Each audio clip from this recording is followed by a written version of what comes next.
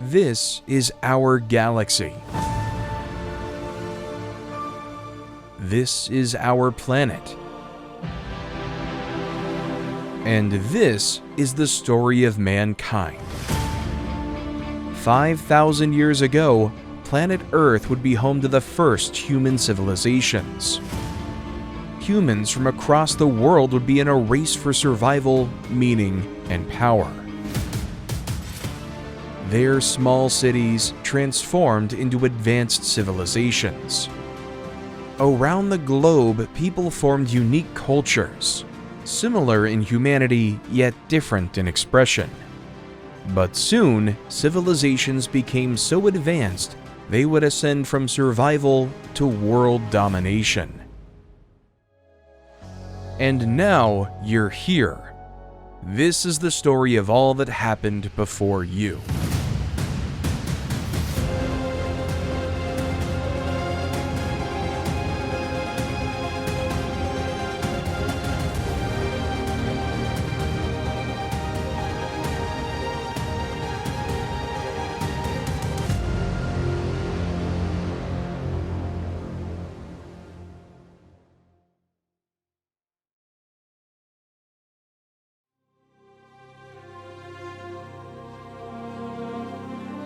$150,000 years ago, we took our first steps. Hunter-gatherer civilizations endured in harsh locales ranging from the Arctic tundra to the Amazon rainforest. Here, primitive peoples began wielding fire to reshape their world. Hunter-gatherers roamed the earth for more than 100,000 years. All throughout the world, primitive humans slowly began to express themselves. Their mastery of stone tools allowed early humans to ascend the food chain and become Earth's dominant predator. This, however, was not our destiny. In the fertile plains of the Middle East, the first farmers would scatter seeds into the ground. They mastered the delicate dance of planting, harvesting, and nurturing, transforming their once wild surroundings into a thriving oasis of crops. Society begins to emerge. Not long after, we began domesticating animals. We could stay exactly where we were and let food come to us. All throughout the world, clutches of mud huts became primitive cities. This was a revolution.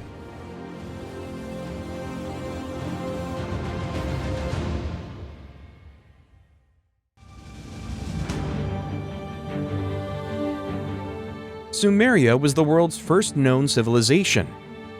Its early cities emerged in Mesopotamia over 7,000 years ago, between the Tigris and Euphrates rivers. Uruk was the first city, beginning as early as 5000 BC. The Sumerians gave humanity one of the greatest inventions in history. Cuneiform was born, the world's first writing system. For the first time ever, humans could share knowledge across any distance, time, and generation. Sumerian blacksmiths began melting their ordinary rocks of copper and tin together. The result was bronze. Tools and weapons that were once weak and brittle were now stronger and more durable. The Stone Age was now over. The Bronze Age had begun. Equipped with a bronze sword and shields, humans fought across Mesopotamia, waging brutal wars to conquer neighboring cities. But war was only one part of ancient life. Other people would begin to advance architecture and building. Over 4,000 years ago, the Sumerians built the legendary ziggurats, extraordinary temple monuments still standing tall to this day. The Sumerians will mark the birth of civilization.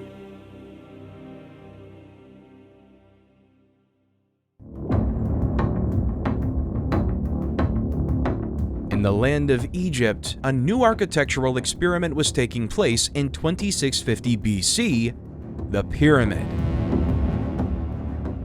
Egyptian civilization flourished along the Nile River for thousands of years. They had a structured society. At the bottom, millions of peasants, workers, and slaves. At the top, the pinnacle of human existence, the pharaoh. The people worshipped the pharaoh, believing it was them who were responsible for the River Nile's fertile soil. The Egyptians created hieroglyphs, their own intricate writing system that we still understand today. Believing in an afterlife, they began mummifying people and animals so their spirits would continue to live on. Under Pharaoh Djoser, the kingdom expanded to the largest and most powerful the world had ever seen. To mark his legendary rule, Djoser wanted a great royal tomb. He had just the idea: the Step Pyramid. A building which would reflect the pharaoh's position at the pinnacle of human existence. It was decorated with stunning white limestone, rising over 60 meters into the desert sky. After his death, Djoser's mummified remains lay inside this magnificent structure. The age of pyramids had begun.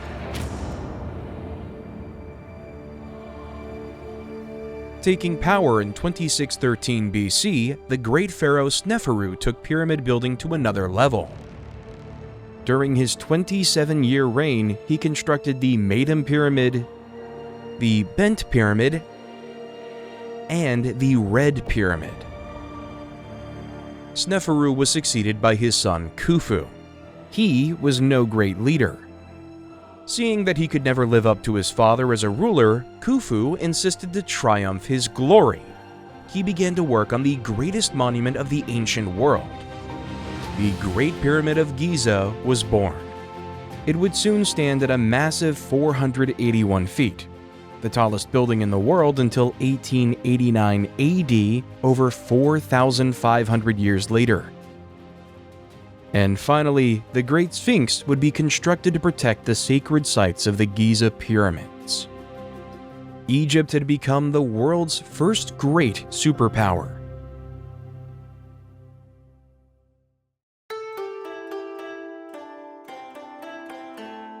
Since 4500 BC, the land of China would see early settlements along the Yellow River in the north and the Yangtze in the south.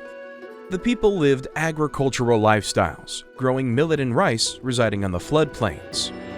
However, they were plagued by the Great Flood, a natural disaster constantly washing away their crops and killing settlers. The founding of China's first dynasty began with Yu, the man who built a legendary canal system to bring an end to the flood. Tribal leaders throughout the land named Yu their successor, and in 2070 BC, the Xia dynasty was founded. The lands of China would have their first king, Yu, and the people thrived in their new society. For centuries, the Xia ruled a stable Chinese state of over 2 million citizens. But after nearly 500 years, the Xia were conquered by their neighbors in the north, the Shang dynasty. The wars were brutal and marked something more than the fall of one dynasty. The Shang brought China into the Bronze Age. Bronze tools were stronger and would last longer, and soon, the Shang would pioneer remarkable horse-drawn chariots, wielding skilled archers who could fire their bows while moving across the battlefield. China had now become part of humanity's first era of truly advanced civilizations.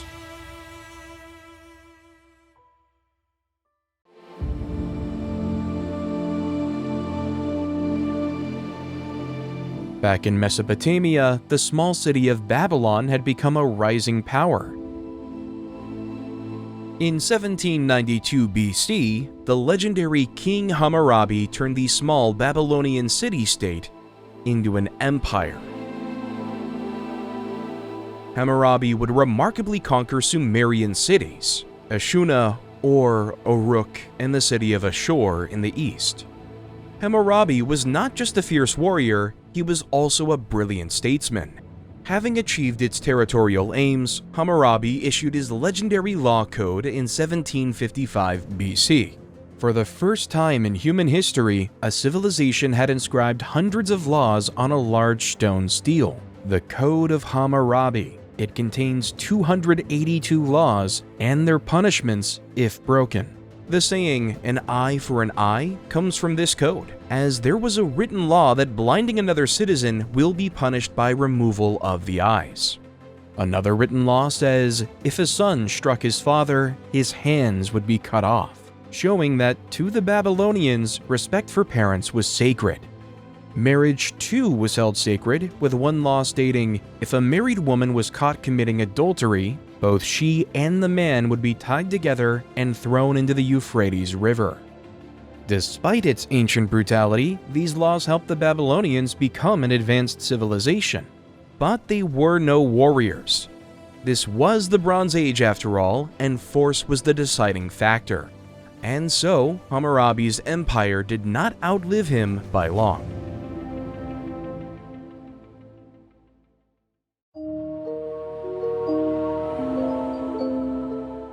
Europe's earliest civilization emerged around 2000 BC.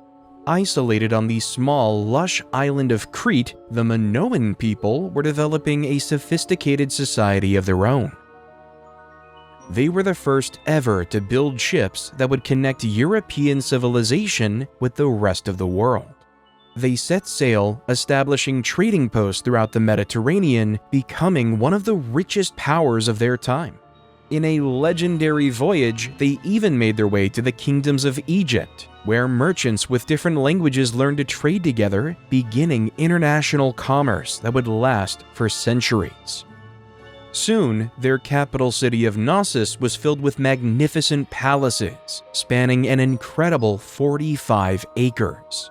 The Minoans even had flushing toilets, an innovation that wouldn't become widespread in Europe again until the Romans more than 1,000 years later. Knossos remains the first known advanced city in Europe, and its ruins are still standing after 3,500 years. But their own writing system, Linear A, still hasn't been deciphered by archaeologists. Knossos was damaged by an earthquake in 1700 BC, and was rebuilt on an even grander scale, surviving for another 500 years. However, nature was unforgiving. In 1500 BC, a massive volcano erupted in nearby Thera, severely disrupting Minoan trade. Just 50 years later, a devastating earthquake struck Crete, and while she was weakened, a full-scale invasion from her Greek neighbors followed. The Minoans simply couldn't survive such a series of disasters, and in 1450 BC, their civilization collapsed entirely.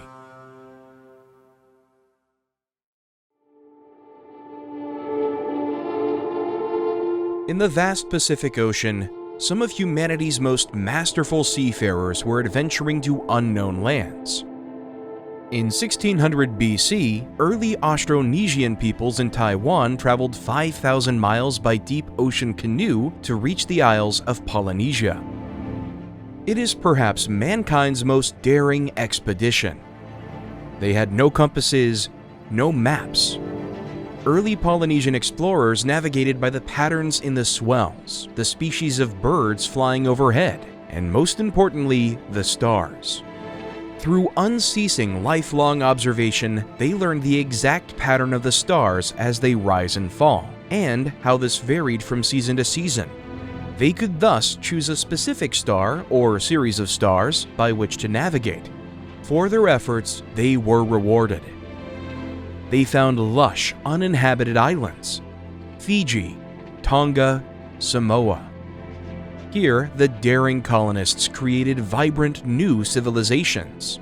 They built massive homes perched on stilts to withstand the tempestuous elements, and sustained themselves on the fruits of the sea. Over time, a unique culture emerged. Using razor-sharp obsidian blades, they covered their bodies in winding, intricate tattoos. Undisturbed and isolated in the Pacific, these civilizations thrived for millennia. They may not have constructed great works, but they remain some of the most stable and enduring cultures in mankind's history.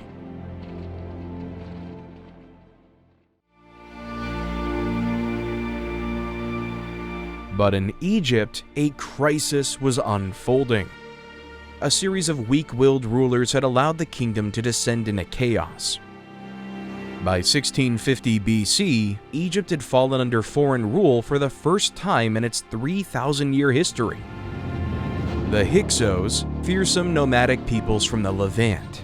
They had seized their opportunity and now occupied all of Lower Egypt. In the south, the ancient dynasty of Thebes still reigned, but the situation was deteriorating. In 1570 BC, the rightful pharaoh was killed in battle with the Hyksos. Power fell to his son, Ahmose I, only 10 years old. The boy king watched helplessly as not just his father, but also his elder brother was slain by the Hyksos. Just like that, he had become the end of the royal line. And yet, his forces were simply too weak, too scattered. For 20 years, Ahmose bided his time, letting his hated foes occupy his homeland. The fate of the kingdom lay in the young man's development. The Egyptian people held their breath. When Ahmose came of age and his regency ended, it was clear he had become exactly the ruler Egypt needed. Strong, intelligent, ambitious, and on an unstoppable quest for revenge. His countrymen gathered around him, and in the 20th year of his reign, he personally led the charge. He drove the Hyksos out of Egypt, chased them back to the Levant, and sacked their capital of Sharuhen. Ahmose avenged his fallen family members, liberated his people, and unified Egypt once more. He ushered in a second golden age. The new kingdom was born. Rather than constructing massive pyramids, new kingdom pharaohs would be laid to rest in rock tombs, cut directly into the earth. Miles of secret chambers, designed to confuse grave robbers. Their tombs were riddled with dead-end corridors and trapdoors, hiding precious artifacts and secret knowledge for 3,500 years. That is, until 1922 with the discovery of Tutankhamun's tomb. Inside, they found thousands of treasures, including his coffin made of solid gold and Tutankhamun's own death mask, the most famous artifact on the planet, undoubtedly worth billions of dollars.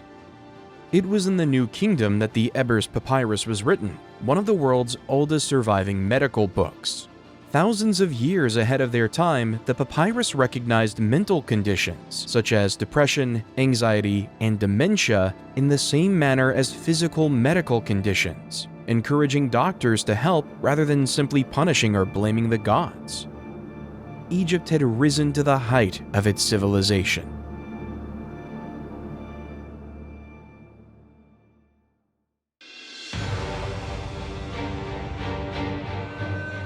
In Greece, a similar unification was taking place. A fierce warrior civilization ruled the Isles, the Mycenaeans.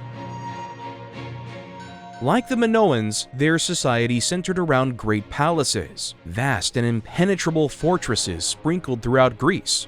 Unlike the Minoans, the Mycenaeans were conquerors. In 1600 BCE, they took their first steps toward expansion. Within 200 years, they controlled all of Greece. The Mycenaeans were no expert merchants, however. Instead, their society was built around military, hierarchy, and conquering lands. Their soldiers were the first in Europe to wear full body armor, the Dendra Panoply from the 1400s BC. This set covered the entire body with bronze plates. Less soldiers would die, leaving more to defend their new kingdoms. They buried their most accomplished kings with gold death masks, the most famous being the Mask of Agamemnon, discovered in 1876. For 500 years, the Mycenaeans raised havoc and reigned supreme in the Greek Isles. By the turn of the millennium, however, their days were numbered by a mysterious collapse. Their kingdoms and conquest would inspire future Greek stories and legends that fascinate the entire world to this day.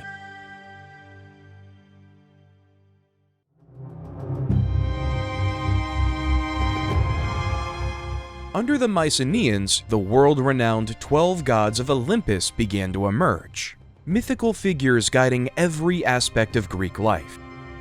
Tales of the Greek gods are riddled with jealousy, betrayal, and intrigue.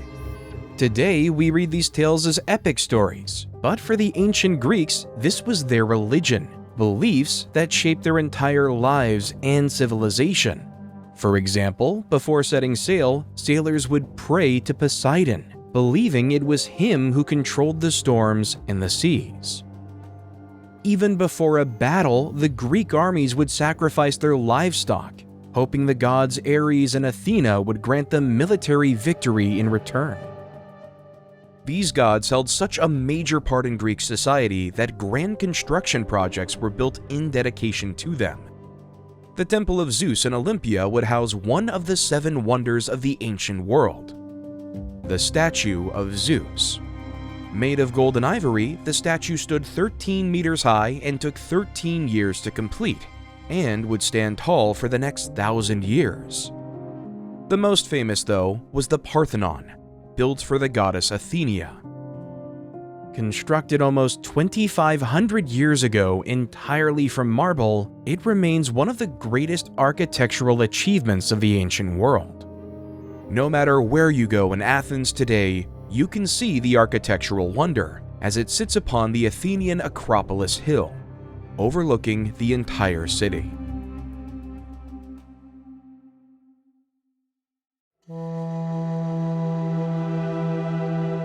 The subcontinent of India had seen the unique Indus Valley civilization flourish from the year 3300 BC. A collection of cities along the Indus River, these peoples had mastered water infrastructure and sewage systems that would not be matched elsewhere in the world for another 1,000 years. In their largest city, Mohenjo-Daro, they created the world's first advanced toilets, built with a seat and a chute that led to the underground drainage system. But with the collapse of the Indus Valley civilization, a dark age reigned on the Indian subcontinent. In 1500 BC, a new light emerged, the Veda, a series of religious texts whose worship was believed to maintain harmony between humans and the universe. The Vedic peoples migrated to India from Iran in 1500 BC. They conquered swiftly. They were fearsome warriors. The Vedics reigned supreme on the subcontinent. Vedic religious practice would form the basis of Hinduism, and Vedic teachings gave India its caste system, the social pyramid of India.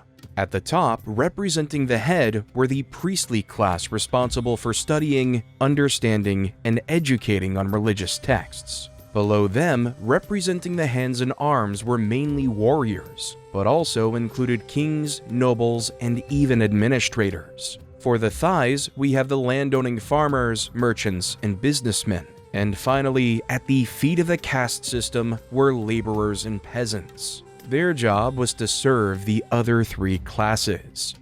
This caste system would endure for over 3,000 years.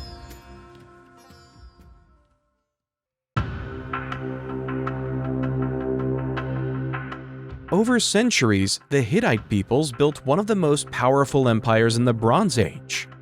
Founded in central Turkey in 1700 BC, the Hittite kingdom expanded aggressively. At their peak, they reached the Black Sea in the north and Syria in the south. They mastered archery on the back of horse chariots, becoming one of the strongest militaries of their time.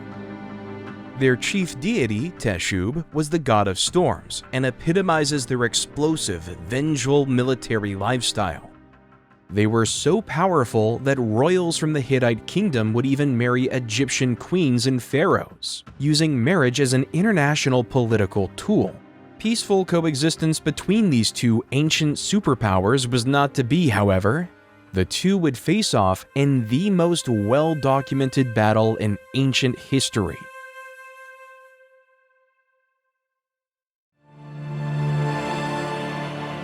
The battle took place in May of 1274 BC, with Ramses the Great leading his troops to seize the Hittite city of Kadesh. On the side of the Egyptians, 20,000 troops. For the Hittites, 50,000 troops. Over 15,000 total charioteers were present, and to this day, it is the largest battle involving chariots ever fought. The Hittites smashed into the stunned Egyptian infantry, entirely routing their forces and even reaching the Egyptian camp. The Egyptian troops rallied and launched a counterattack. The Hittites were driven back into the river, where many drowned. Unable to carry out a long siege, Ramses returned to Egypt. He claimed absolute victory, stating that he had never intended to take Kadesh and that the battle was a personal triumph. The Hittite king also claimed victory in the battle, stating that he had turned away Ramses' approach. In reality, neither of these superpowers could defeat the other outright. Soon, this stalemate would be codified, the Treaty of Kadesh. It promised everlasting peace and brotherhood between the two kingdoms. It is the only surviving peace treaty from the ancient world and the birth of international law. Yet within a century, both kingdoms would face a catastrophe far greater than war, one that would consume the entire ancient world.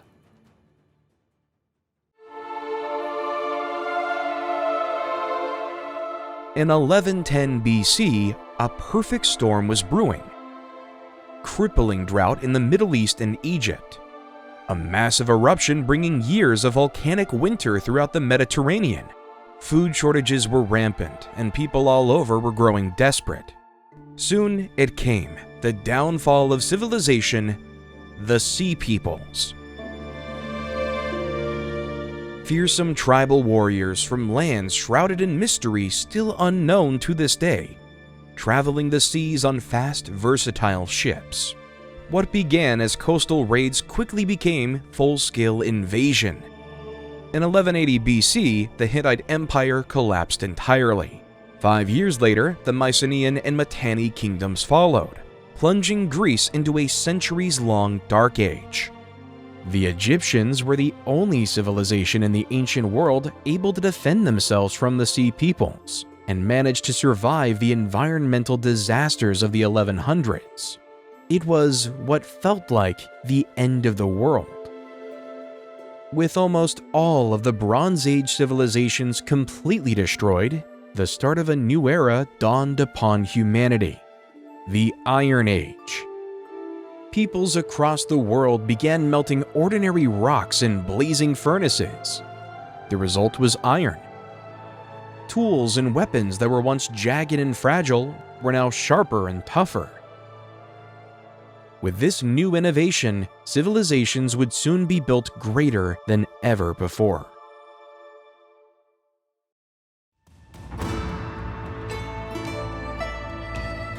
For centuries, the Zhou tribe lived under the yoke of their militaristic Shang overlords. In 1050 BC, however, the Shang king went too far. After the leader of the Zhou tribe successfully conquered a massive stretch of territory on behalf of the king, he and his family were invited to the capital on the pretense of reward. When they arrived, they were immediately arrested. The tribe leader was sentenced to death. His children managed to escape imprisonment and fled to their home. Determined to avenge their father's betrayal, they marched on the Shang with 45,000 men. The king met them with 170,000. At the Battle of Muya in 1046 BC, the outnumbered Zhou forces crushed the Shang army. The Shang king, seeing he was ruined, committed suicide by burning himself alive. Thus began Zhou's 700-year reign in China, which would see the most fundamental aspects of Chinese culture fall into place. The Zhou introduced a feudal system, with the emperor giving power to nobles to rule local lands.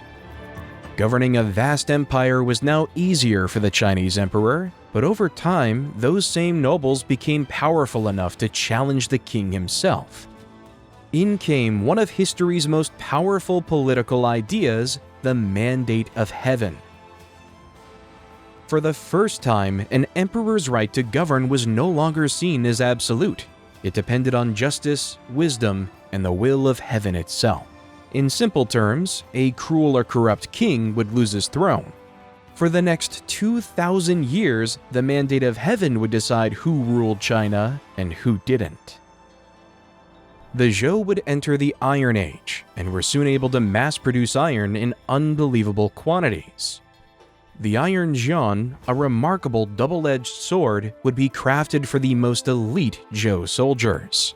Then came the Zhou's greatest military innovation, the crossbow. Instead of drawing and releasing the bowstring by hand, this bow's act of firing was like a modern-day gun. Aim, then simply squeeze a trigger. But the Chinese didn't just change their hierarchy and weaponry, a new philosophical idea emerged, known by the entire world to this day, the yin and yang, representing complementary and interdependent forces in nature, such as light and dark, hot and cold, or most notably, good and bad.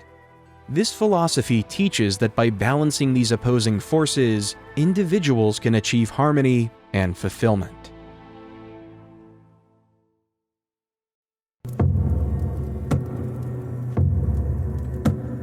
Meanwhile, in Mesoamerica, an empire reached its peak in 900 BC. Emerging from southern Mexico in 1800 BC, the Olmecs spread rapidly, constructing massive cities with complex sewage systems. They gave the Western Hemisphere its first writing system, and invented the concept of the number 0 for the first time in recorded history. The Olmecs are best known for their colossal heads. Standing more than 3 meters tall and weighing over 50 tons, each of these massive heads is unique. Each is carved from a single block of volcanic basalt, which had to be dragged across Mexico for months on end by teams as large as 1,500 people. Immense Olmec efforts are epitomized in the Great Pyramid of La Venta, where over 1,000 tons of decorative stone are offered in sacrifice. In the 4th century BC, they simply vanished from the historical record, remaining a mystery to this day.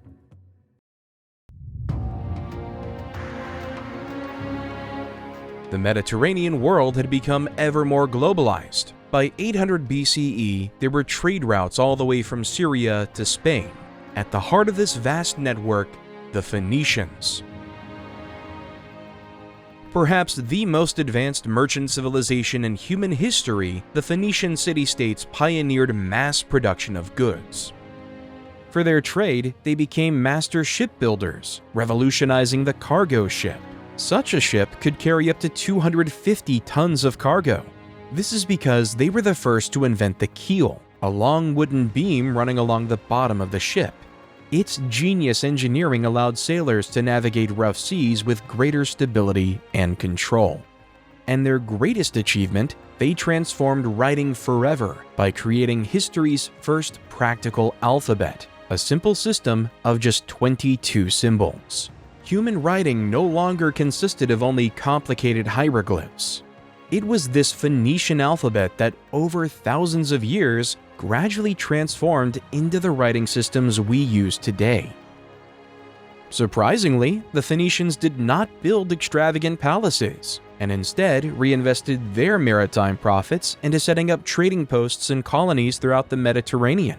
One Phoenician colony would go on to form a massive empire of their own, Carthage.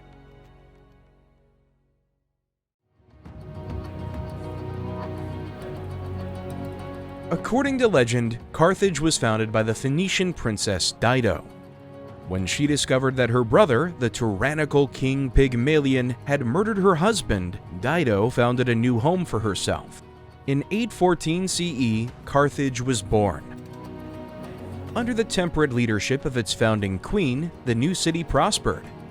Its legendary circular harbor, a technological wonder, held its ever-expanding navy, which dominated all others in the Mediterranean Sea. While the other Phoenician city-states dwindled in influence throughout the first millennium BC, Carthage expanded. Soon, they had seized territory in Spain, Sicily, and along the entire North African coast. Carthage had developed an identity entirely its own, the capital of the Punic Empire, dominant power of the Mediterranean world. Shortly after founding the city, Queen Dido fell in love with the wandering Trojan hero Aeneas. The two were to be married, when at the last minute, Aeneas received a message from Jupiter that he must depart in secret, and the man sadly obeyed. Dido, heartbroken, cast herself on a funeral pyre, setting fire to herself in rageful disgrace. As the queen went up in flames, she used her last breath to curse Aeneas, who sailed west towards his destiny. He finally landed on the Italian peninsula. Here, his descendants will go on to found a new kingdom. Their names were Romulus and Remus.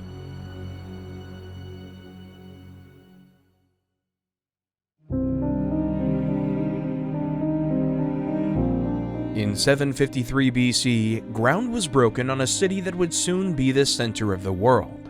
Its founders, the brothers Romulus and Remus. It is said that the two were abandoned at birth, left to float down the Tiber River. Death would no doubt have taken the infants, had a she-wolf not rescued and nursed them back to health, keeping them alive long enough to be discovered by a nearby shepherd who took the boys in as his own. When the boys came of age, they decided to found a new city here on the banks of the Tiber River. But the new city could only have one ruler. Once the two boys finished building the city wall, Romulus slew his brother in cold blood. Rome had its first king. Romulus founded a line of 7 legendary kings, each more ruthless than the last. The Roman kings would see their city become the most powerful on the Italian peninsula, conquering its neighbors in lightning succession. The birth of Rome marks the end of the Iron Age, the beginning of a new period known as Classical Antiquity. It will see the Western world transformed. Reason will take the place of superstition. Law will replace anarchy. For now, Rome is a minor player in the storied Mediterranean world. In time, it will change everything.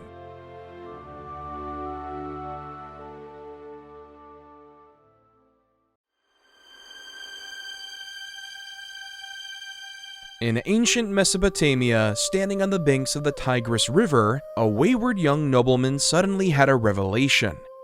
In a flash, the truth was revealed, and he understood the nature of the entire universe in a way that contradicted all established religion.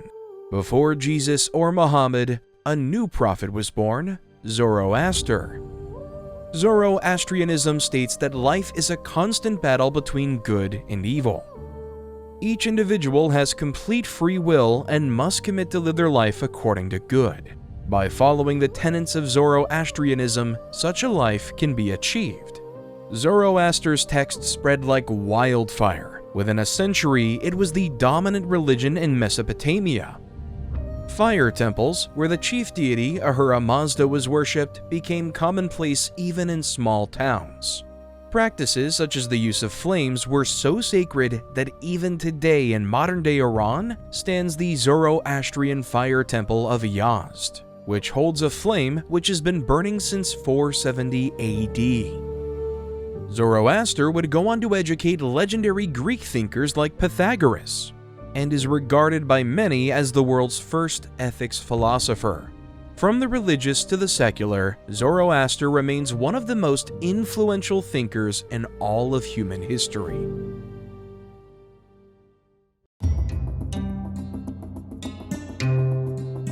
From 1000 to 700 BC, the Assyrian people conquered the entire Near East. At its height, their massive empire stretched from the Mediterranean to the Persian Gulf, from Anatolia down to the Egyptian border, ruled from the ancient capital of Nineveh. Nineveh would become a city of ancient knowledge, with one of the first libraries in the world to preserve the literature, science, and stories of an entire civilization. Over 30,000 clay tablets from their library have been recovered and translated, giving us a detailed insight into the world of ancient Mesopotamia. It turns out women were given near equal status with men. They could own property, run businesses, and appear in legal documents. And racial discrimination was almost entirely absent, an extremely rare notion at the time. Their culture did not have clear definitions of race or ethnicity. Foreigners in Assyrian art have the same physical features as Assyrians and are distinguished only by their clothing. By 689 BC, they had displaced the Kushites and expanded into Egypt. By this point, however, the Assyrian Empire was bloated, overextended. Their policy of rule by terror created mass discontent. As soon as they went to put down one revolt, another would emerge. By 600 BC, the empire had collapsed, and the power that once dominated the Near East was erased.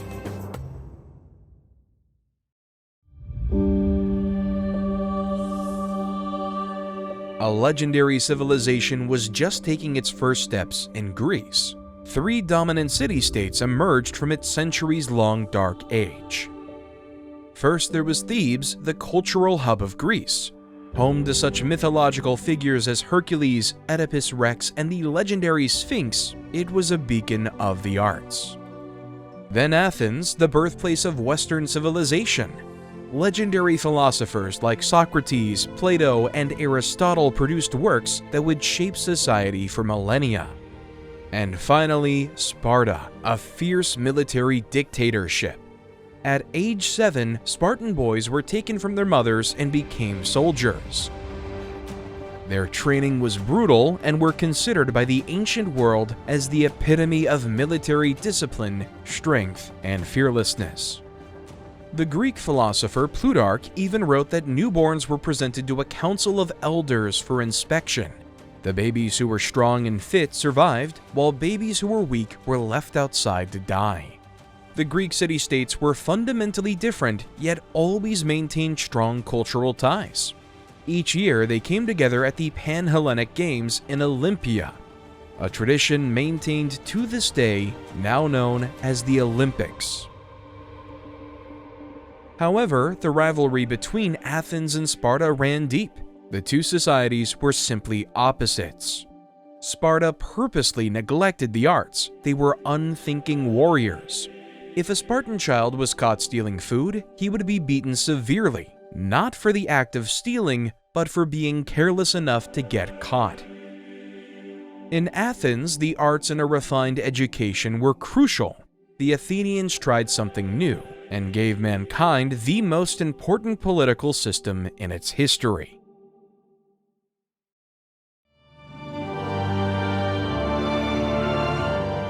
It was the revolutionary statesman Cleisthenes that brought democracy to Athens, and eventually the world. In 510 BC, by rallying the full might of the Athenian middle class, Cleisthenes overthrew the tyrant Hippias in a violent upheaval. In the chaos, the king of Sparta sent an army to seize control of a weakened Athens, but Cleisthenes and his populist forces valiantly held them off. They would determine their own fate. Solidifying power, Cleisthenes immediately decreed that all Athenian citizens would enjoy equal rights and an equal vote. His reforms were just getting started. At the Athenian assembly, thousands of citizens gathered at least once a month to pass new laws. Any citizen could speak before the assembly, and voting was done by simple hand-raising. One of the strangest and most effective aspects of Athenian democracy was the practice of ostracism. If 6,000 citizens voted for it, any Athenian citizen could be exiled for 10 years just like that. 15 known ostracisms would take place over the next century. In a bitter irony, the first victim of Cleisthenes' system of ostracism was Cleisthenes himself. The people made full use of the democracy they'd been given and exiled the powerful revolutionary.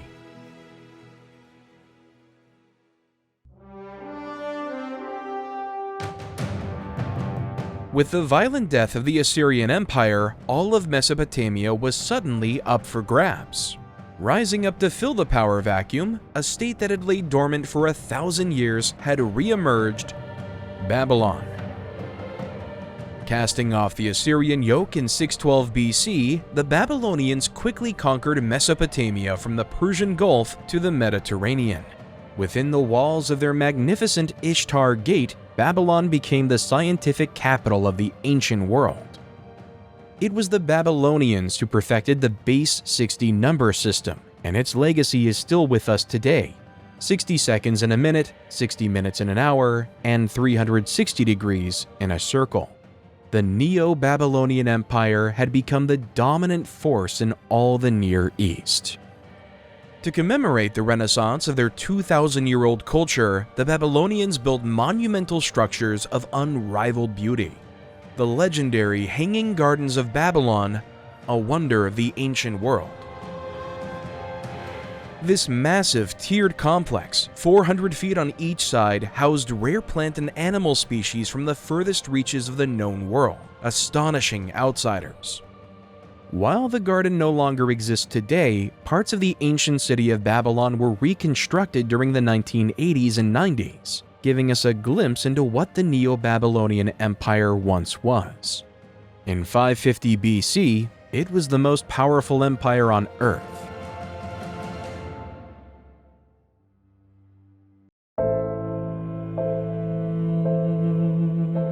Siddhartha, a spoiled young prince, spent his entire youth in isolated luxury. Within the walls of his family's palace, he could have anything he ever desired. Gold, jewels, all of life's material pleasures. One day, when Siddhartha was 29 years old, he decided to leave the palace. The first thing he saw was an old man dying miserably on the side of the road. Try as he might, Siddhartha could not help the old man. Siddhartha realized in a flash the horrors of life from which he had always been sheltered. Life was not luxury, it was suffering and death. The young prince immediately left behind his palace, his family, and his wealth, and never looked back. He couldn't save the old man, but perhaps he could save the rest of humanity. Siddhartha made it his life's purpose to find an escape from the horrible suffering that is life. For 6 years, he roamed the land trying various religious practices, but nothing satisfied him. One day, he decided to abandon all these established practices. He simply sat himself down beneath a fig tree and meditated. It soon came to him the solution to human suffering: enlightenment. From that moment on, Siddhartha became known as the Enlightened One, the Buddha. He traveled around India preaching the path to enlightenment, Buddhism, a lifelong process of cultivating inner peace. Beyond the ego, beyond life and death, lies Buddhist enlightenment, nirvana, the end of all suffering. The main tenet spread would encourage positive and honest relations with human beings and the world around them. Karma would be a fundamental concept. The Buddha spent the rest of his life traveling and spreading his teachings, fulfilling his life's purpose. To this day, Buddhism is one of the world's largest religions, with over 500 million practitioners globally, making it the fourth largest religion after Christianity, Islam, and Hinduism.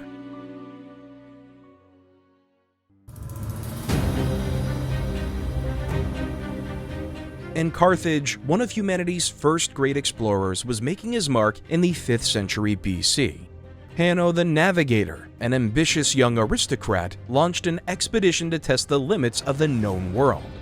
Embarking beyond the Pillars of Hercules to the infinite outer sea, he and his intrepid crew traveled 3,000 miles in the rugged Atlantic. Turning south, they charted the massive west coast of Africa, reaching all the way down to Gabon. Along the way, Hanno encountered dozens of indigenous peoples, some friendly, some violent. Not to be outdone, the Greeks launched an expedition of their own in 325 BC. It would put all others to shame. Led by the famed explorer Pytheas of Massalia, the crew quickly reached the rugged wilds of northern Europe. They comprehensively mapped the British Isles and encountered the fearsome indigenous Brits, giving history its first account of their strange culture. The first ever written reference to Scotland comes from Pytheas's travelogue. Concluding his study of the Isles, Pytheas did not return home, nor did he travel east. Against all logic, he headed north into the vast, frigid North Atlantic. Traveling hundreds of miles beyond all signs of land, Pytheas reached the place where the sun goes to rest, the Arctic Circle. Here, he encountered a frozen ocean shrouded in fog, where the sun never set. Land, sea, and air blended into a strange miasma, what Pytheas called the marine lung. Completely unnavigable by ship, sled, or foot, the man had discovered the ultimate limit of the world.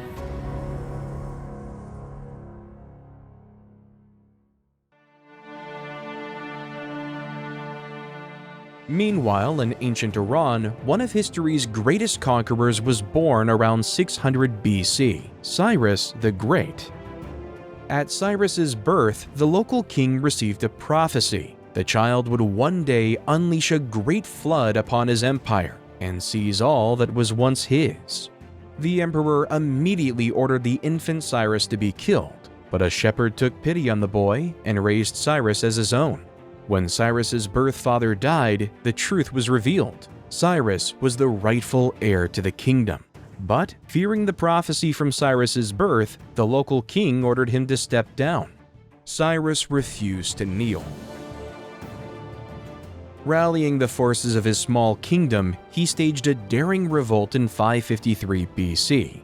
To the shock of the ancient world, he succeeded. Like that, Cyrus seized an entire empire. He was just getting started.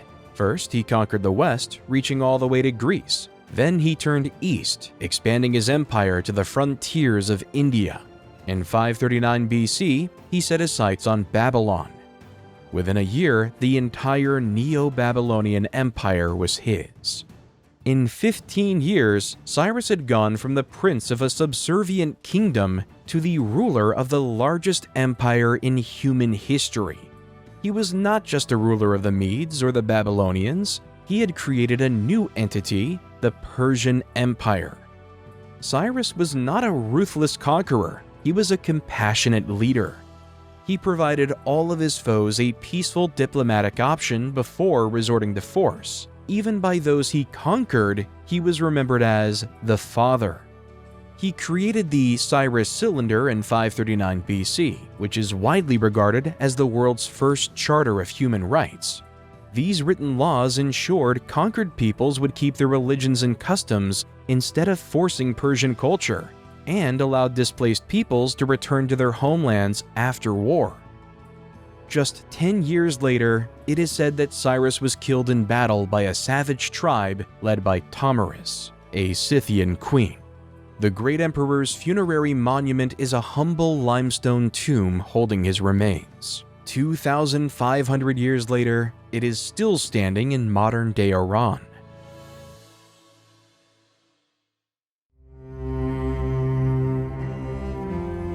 After Cyrus's death, the Persian Empire would live on. The new leaders pursued a course of vigorous expansion.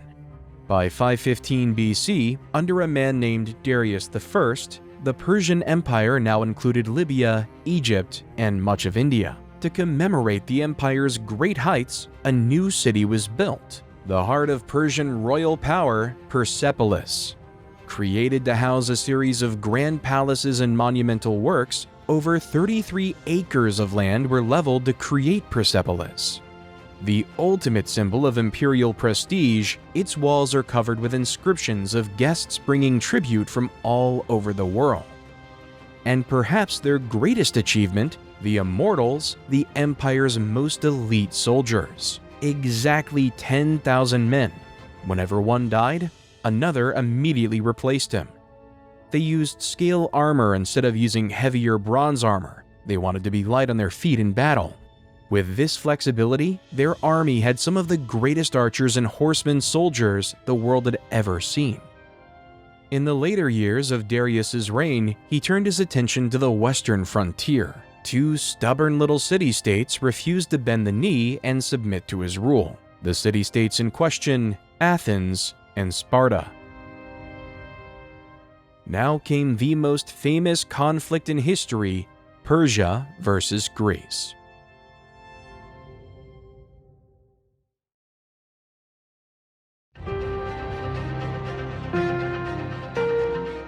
When Darius the Great sent ambassadors to Athens and Sparta demanding submission, the response left nothing up to interpretation.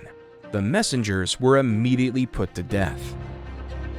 The very next year, in 490 BC, the massive Persian fleet arrived, carrying over 100,000 troops, enough to level all of Greece. They landed at the city of Marathon, 42 kilometers from Athens. To their surprise, the Athenian army of 10,000 men met them in Marathon, meaning Athens was left completely unguarded. The Persians loaded back onto their ships to head straight for the empty city of Athens. But the Athenians did the unthinkable. Outnumbered 10-1, they attacked in Marathon instead. The Persians were caught completely off guard. They lost 6,200 troops, while Athens only lost 192. More importantly, the Battle of Marathon proved that the Persians could be beaten. The remaining Persian forces made it to their ships and departed for Athens. In a feat of legendary endurance, one Greek messenger sprinted 40 kilometers from Marathon to Athens without stopping, racing the Persian fleet. He burst into the Athenian assembly, exclaimed, "We have won!" then died on the spot. The run later gave birth to the Olympic Marathon, being 42 kilometers in distance, the exact distance the Athenian army had to march back home. The Athenian army made it to Athens in time, and when the Persians arrived, they were turned away. Morale in tatters, they retreated, but the war was far from over. In 480 BC, the Persians returned, determined to reduce Greece to rubble. At the narrow pass of Thermopylae, they were confronted by the Spartan king Leonidas I and his elite personal bodyguards. The Persian forces numbered 300,000. The Spartans only 300. In history's most legendary last stand, the Spartans defended their home against the Persian onslaught for 2 full days, killing 20,000 Persian troops. Fighting to the very last man, the Spartans were finally overrun, having bought enough time for Athens to be evacuated. The Persians proceeded to destroy the abandoned city of Athens, and then chased the Athenian army to Salamis by sea.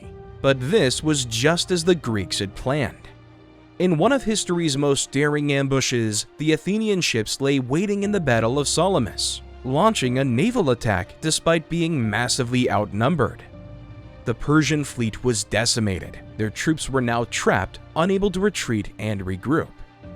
At the Battle of Plataea, the Greeks delivered the killing blow. Decimating the hopeless Persian forces, the Greeks lost 5,000 men and killed over 50,000. The Persian army, entirely crushed, scattered to the wind. The message was clear: fighting to defend their home soil, the Greeks would never be conquered. A third invasion never came.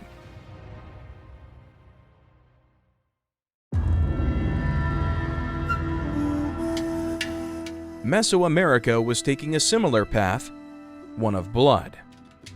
In 500 BC, the Zapotec people rose to power in Mexico.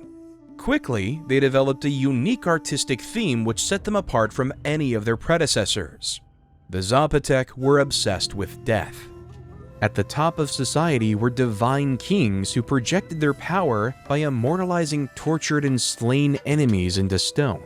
One set of Zapotec carvings depicts hundreds of enemy chiefs being tortured and killed in painful, warped postures. Outside of the arts, the Zapotec brought another bloody cultural touchstone to Mesoamerica: human sacrifice. Human sacrifice was more than punishment. It became a sacred ritual used to honor their gods, and so it never stopped. This innovation would go on to define later cultures like the Aztecs and the Mayans. The Zapotec dominated Mexico for more than 1,000 years.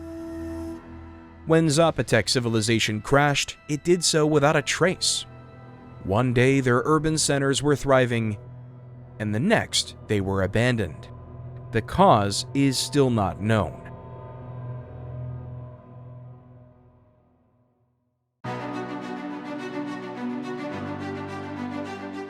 In 509 BC, the line of 7 legendary kings came to an end in Rome. Instead of a king, the Republic was headed by the all-powerful Senate, with 2 leaders in charge. The Republic's identity was anti-king, anti-dictator. For the Romans, nothing was as important to a man than his reputation as a soldier. Every military victory made Rome stronger, and every defeat taught it how to win the next war. They were exceptional conquerors for their time. By the end of the 3rd century BC, they had conquered all of central Italy. But in 280 BC, the Greeks landed on the Italian peninsula. The Greek general Pyrrhus was determined to defend the Greek cities of Magna Graecia. He brought a level of force the Romans had never seen. Massive contingents of hardened Greek hoplites and, more shockingly, war elephants. The Romans were defeated outright in back-to-back battles, but Pyrrhus suffered heavy losses and had to retreat. He famously stated, "Another such victory and I am undone," giving rise to the term Pyrrhic victory. For the next 2,300 years, this saying would be used to describe a win that came at such high costs, it feels more like a loss. Soon, the Romans adapted to this new challenge, developing techniques to deal with the rampaging war elephants. When Pyrrhus returned in 275 BC, he was stopped in his tracks at the Battle of Beneventum. He left and never returned. The Romans had repelled one of the Mediterranean world's greatest military powers. They were unchallenged on the Italian peninsula and began to look beyond. The world's most powerful empire was beginning to take form, but in the next few hundred years, it would have to overcome its greatest challenge yet: their opposing superpower of the ancient world, Carthage.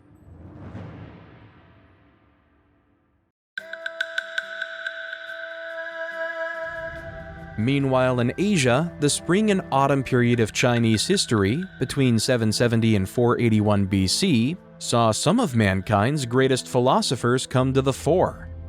Feudalism dominated the empire, with the emperor reaping all the benefits of the peasants' hard labor.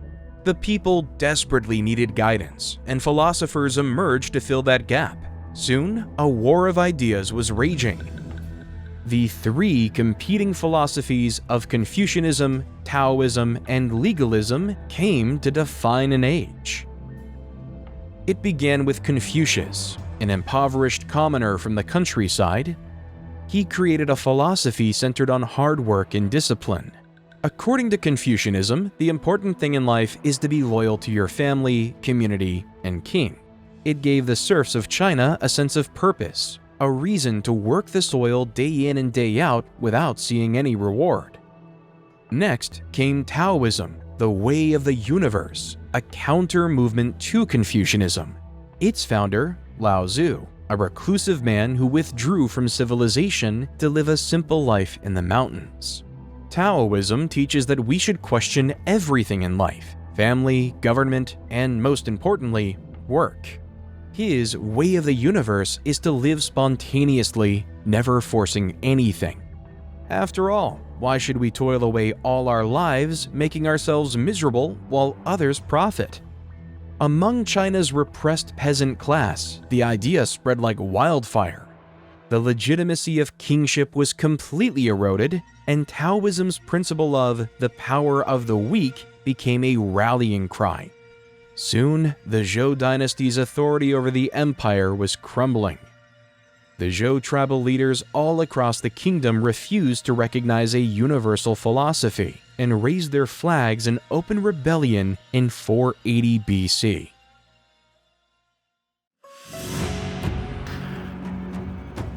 By 475 BC, the authority of the Zhou dynasty had crumbled entirely, and independent states throughout the land fought bitterly for dominance. By 400 BC, just 7 states remained, deadlocked, unable to conquer each other. The Han in central China, hailing from the mountains, these fearsome tribal warriors were hardened by their barren, unforgiving environment. The Chu in the south. The Chu army was the largest of the 7, but was also bloated and corrupt, its soldiers soft. The Qin in the west. Isolated from the rest of the tribes by geographical barriers, the Qin were radical innovators. The political mastermind Xiangyang created a new political philosophy in the Qin state, legalism. The philosophy of legalism under the Qin would prove the most effective of the three. Under legalism, all power was in the hands of the Qin ruler, with strict laws and harsh punishments for the civilians. All adult males were drafted into military service. The entire force of the state would be directed toward making war, and soon they began seeing results. In 300 BC, a massive annexation of Chu territory. In 255 BC, the Han are subjugated. By 225 BC, the Qin are an unstoppable force. The remaining states form a defensive alliance, but it is too late. By 221 BC, all of China has fallen to the Qin war machine. Qin Shi Huang was crowned the first emperor of China.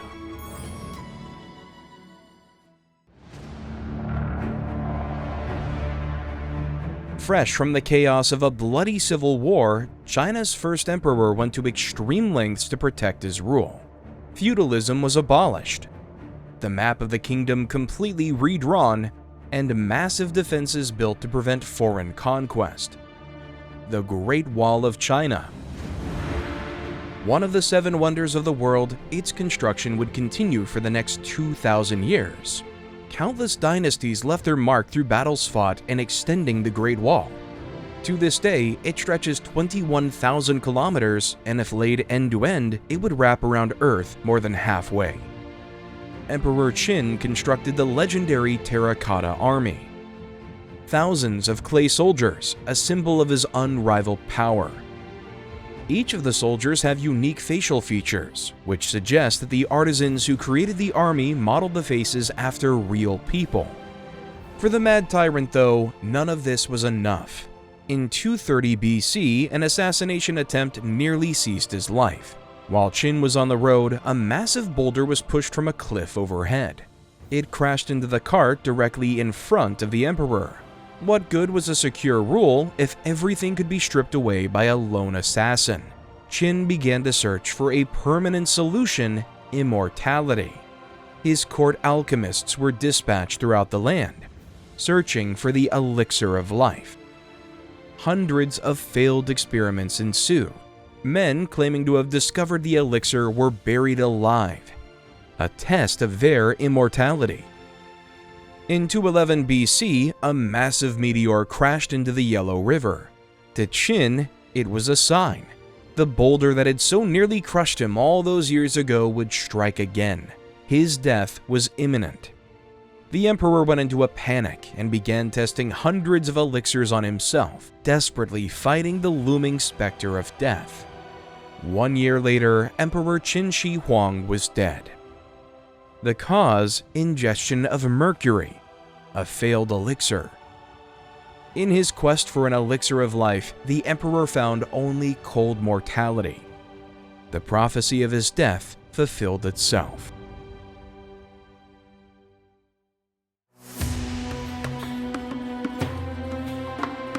In Arabia, a group of tribal nomads were building a civilization of immense wealth and complexity in the vast desert plains. By 300 BC, the shepherds had built a trade network in the Middle East of unrivaled wealth, covering the rich, untamed Arabian Peninsula. Using a series of fables and myths to encode their secret trade routes, they navigated the region in a way outsiders could never understand. Their vast wealth was eyed greedily by the Persians, the Greeks, and the expanding Romans, but the Nabateans nevertheless resisted domination by these powerful militaries for centuries. The Nabateans were not only clever merchants, they also constructed some of the most beautiful architecture known to man. Their ancient capital of Petra, also known as the Rose City, is one of the 7 wonders of the world. Advanced technological features were incorporated into their sandstone buildings, such as dams, cisterns, and water conduits. They have become known as the most unjustly forgotten people in mankind's history.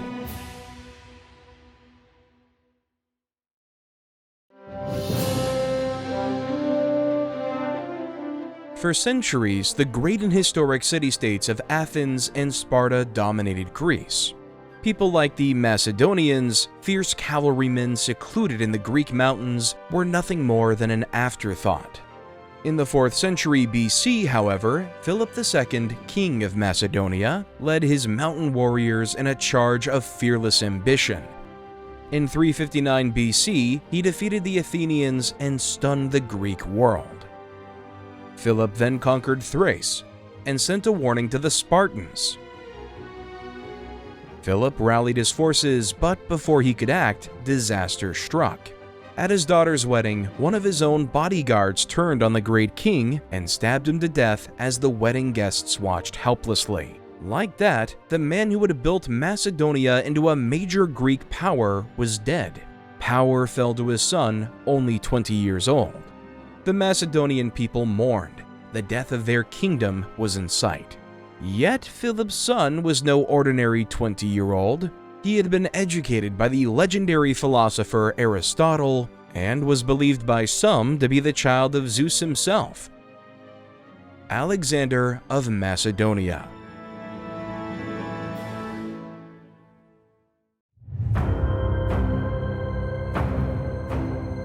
Before King Philip of Macedonia was killed, he said to his son, "You must find a kingdom big enough for your ambitions. Macedonia is too small for you." Alexander did just that. Quickly conquering the Balkans and razing Thebes to the ground in 335 BC, he set his focus on the Persian Empire. The young general made it look easy. By 333 BC, he had taken all of Asia Minor from the bloated Achaemenids and was pressing into the Middle East. Here, he was presented with the mythical Gordian knot, which could only be untied by the future king of Asia. In characteristic fashion, Alexander hacked it to pieces with a sword and continued his march. In 333 BC at Issus, he dealt Darius III such a crushing defeat that the entire Persian army nearly collapsed. Darius offered Alexander an incredibly generous peace deal, ceding all the territory he now occupied, plus a massive tribute. Alexander brushed Darius aside, replying that since he was now king of Asia, he would decide how territory should be divided. By 332 BC, he had taken Egypt, where they welcomed him as a liberator. In 331 BC, he once more crushed Darius's forces. Darius was captured and put to death. The entire Persian Empire belonged to Alexander of Macedonia. Looking yet further east, he marched his Greek forces into India, where they encountered fierce tribes that made use of war elephants. At the Bias River, having endured years of brutal campaigning, Alexander's troops refused to go an inch further. They returned home to manage the mind-boggling swath of territory they had conquered. In 5 years, Alexander had gone from the head of a minor Greek polity to the king of the known world, an empire 2 million square miles in size.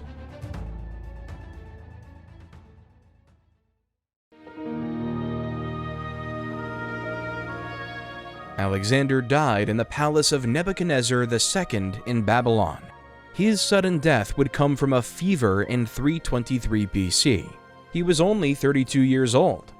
Speculations would arise surrounding his death. Tales of poisoning emerged with a list of alleged perpetrators, including one of Alexander's wives, his generals, his illegitimate half-brother, or the royal cupbearer. On his deathbed, he was asked, "Who shall have the empire?" He replied, "To the strongest." The gigantic Macedonian Empire was divided among his top generals. Ptolemy I ruled in Egypt, establishing a long line of learned, scholarly pharaohs. The new capital of Alexandria became the world's main hub of philosophy, science, and technology.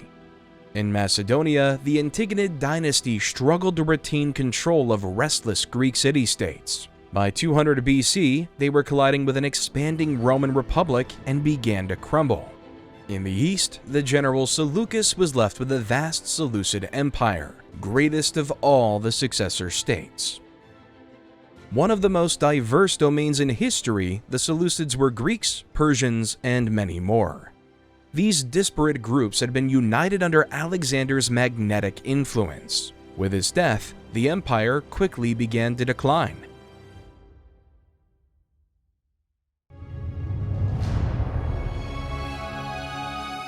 It was India that struck first against the bloated Seleucid Empire.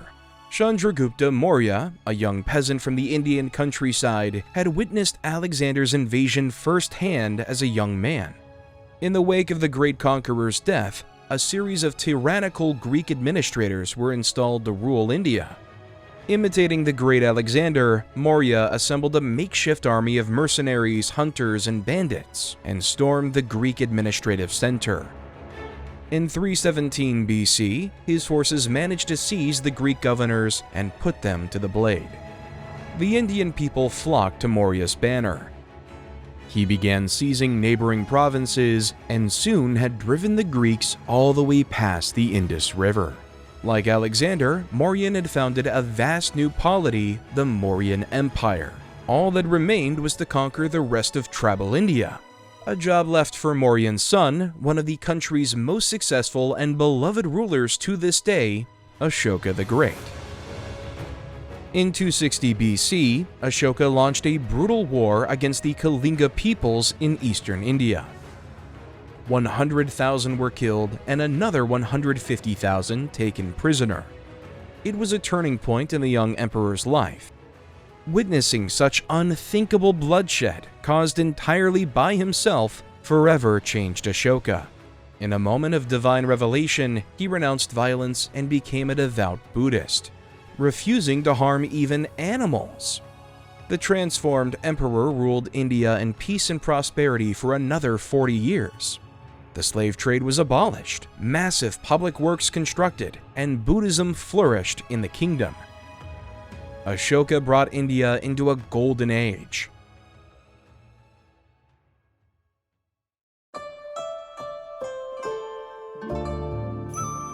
On a small island in the Pacific Ocean, another complex, unique civilization was taking its first steps.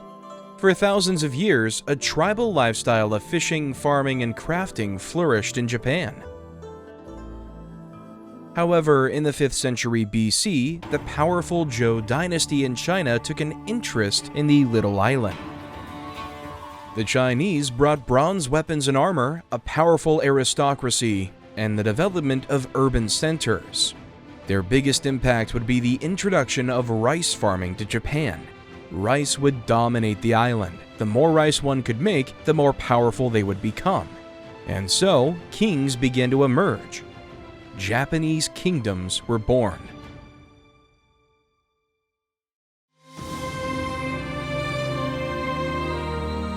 Just like India, Egypt was also revolutionized in the wake of Alexander's rapid ascent and death. His Greek general Ptolemy I, reigning in the new capital of Alexandria, turned Egypt into the world's premier hub of learning. The legendary Library of Alexandria was constructed, harboring 400,000 scrolls. It housed all the knowledge of the ancient world and attracted academics from all reaches. The famed Greek mathematician Archimedes lived in the library. He discovered the principle of buoyancy, designing the formula for keeping anything afloat on water. He was the inventor of the Archimedes screw, a device that uses a helical screw inside a cylinder to lift water from a lower level to a higher one. Eratosthenes also lived in the library. He managed to calculate the Earth's circumference with a staggering 99% accuracy in 190 BC. The city also housed the world's first man-made harbor, where another technological marvel stood, the Pharos, the Lighthouse of Alexandria. A wonder of the ancient world, and for centuries the tallest man-made structure, this massive flaming beacon stunned visitors. Under its watchful gaze, Alexandria quickly became a bustling merchant port. By 200 BC, it was the largest city in the world. For centuries, the Ptolemies thrived in Egypt. Eventually, though, forces of the unstoppable Roman Republic will reach its borders, and the Ptolemies will be powerless to resist.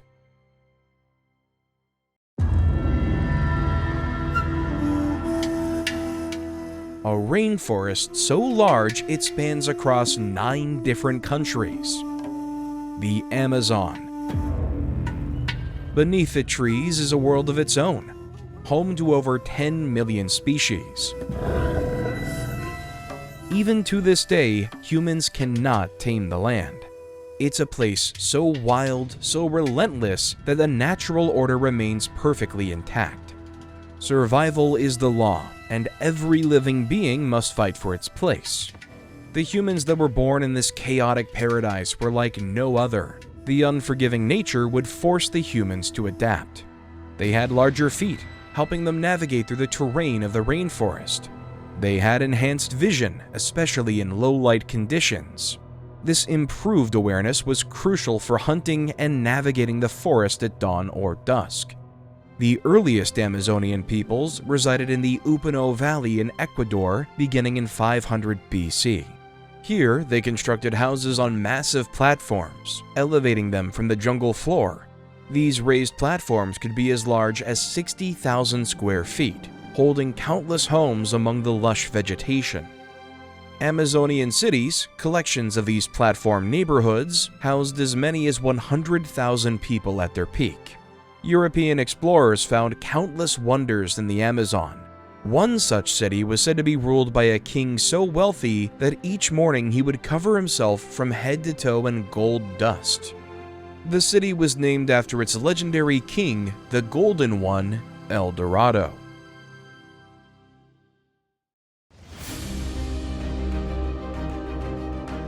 Back on the Italian peninsula, the Romans still reigned supreme. In 264 BC, however, they faced the full might of a global superpower for the first time, Carthage. The Carthaginians had long held territory in Sicily, which was becoming intolerable to the expanding Romans. The First Punic War was long and contentious, but eventually ended in a decisive Roman victory fighting in their homeland. Carthage withdrew, directing its efforts at colonizing Spain. It wasn't long before the two states were at each other's throats again. In 218 BC, the Romans ignited the Second Punic War. Led by Hannibal, one of history's greatest military tacticians, the Carthaginians crossed the Alps with North African war elephants and invaded the Italian peninsula. At the Battle of Lake Trasimene and the Battle of Cannae, he dealt Rome two of its most crushing defeats of all time. The Carthaginians lost about 10,000 men, the Romans 100,000. Just when Rome was within his reach, Hannibal did the unthinkable: he retreated. Returning to Carthage to defend from a Roman counterattack, in an instant he threw away a clear chance at victory. It is perhaps the greatest strategic mistake in history. The Romans quickly seized the momentum, prepared a massive invasion force, and defeated Hannibal in Carthage in 202 BC. The Carthaginians were stripped of all overseas territories and reduced to nothing more than a tiny kingdom in North Africa. In 149 BC, the Romans finished the job. They launched the Third Punic War for no other reason than to wipe Carthage off the map. As the Roman ships came into sight, there could have been no doubt that the time had come. The Romans tore down the walls and conducted a slaughter of unforeseen brutality. 750,000 Carthaginian citizens were killed, 50,000 enslaved. When the city had burned, the Romans famously salted the earth, ensuring crops would never again grow on Carthaginian soil. Carthage was no more. Rome controlled Italy, Greece, and much of Spain, though they were far from satisfied.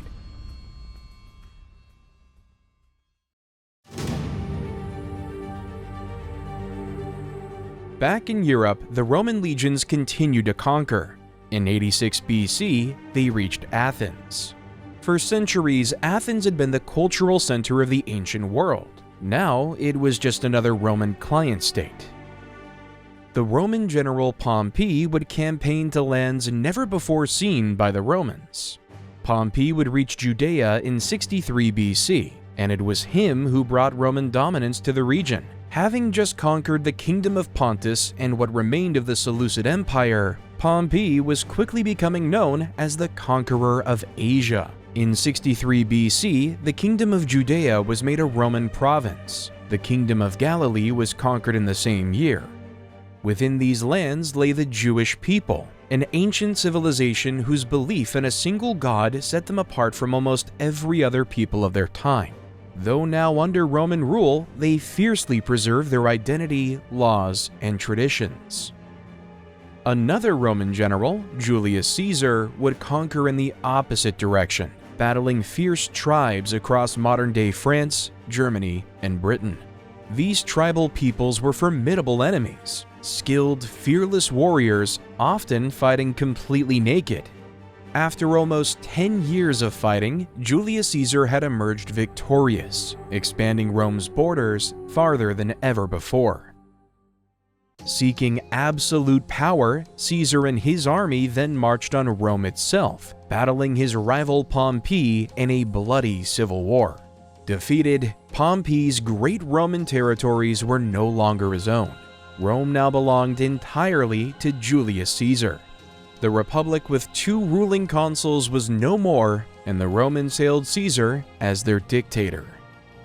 But Rome itself was facing a growing food crisis, its grain supplies dwindling, the people starving. Julius Caesar would visit Egypt and meet with the Egyptian pharaoh Cleopatra. Mesmerized by her charm and intelligence, the two become lovers. Their relationship brought together 2 of the ancient world's greatest civilizations. With the grain of Egypt flowing into the city, Rome's food crisis was over. While the people rejoiced, the Senate were not ready to give up on the Republic, fearing Caesar will cement dictatorship in Rome.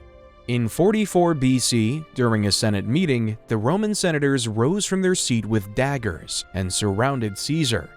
60 conspirators had agreed to each stab the dictator once, all implicating themselves in the murder and restoration of the Roman Republic. In the end, Caesar was stabbed just 23 times. To the Senate, the Republic was saved. But their efforts were no match for Octavian, Caesar's adopted son. He himself would destroy the Republic and even defeat Cleopatra, taking Rome and Egypt for himself. The last pharaoh of Egypt was dead, and the first emperor of Rome crowned. Octavian adopted the imperial name Augustus in 27 BC. The Republic was officially over. The Roman Empire was born. Augustus was the first, and yet perhaps the greatest, Roman emperor. Until the empire's death, its leaders would adopt the title Augustus in honor of the man who had started it all. They would go on to construct the ultimate monument to the Roman military spirit, the Colosseum. The massive amphitheater housed performances of unimaginable splendor. The most famous attraction, gladiators. Slaves, prisoners, and daring Roman athletes were thrust into combat, either with each other or fearsome beasts from across the globe, while bloodthirsty Roman crowds cheered them on. A golden age had dawned over the new empire.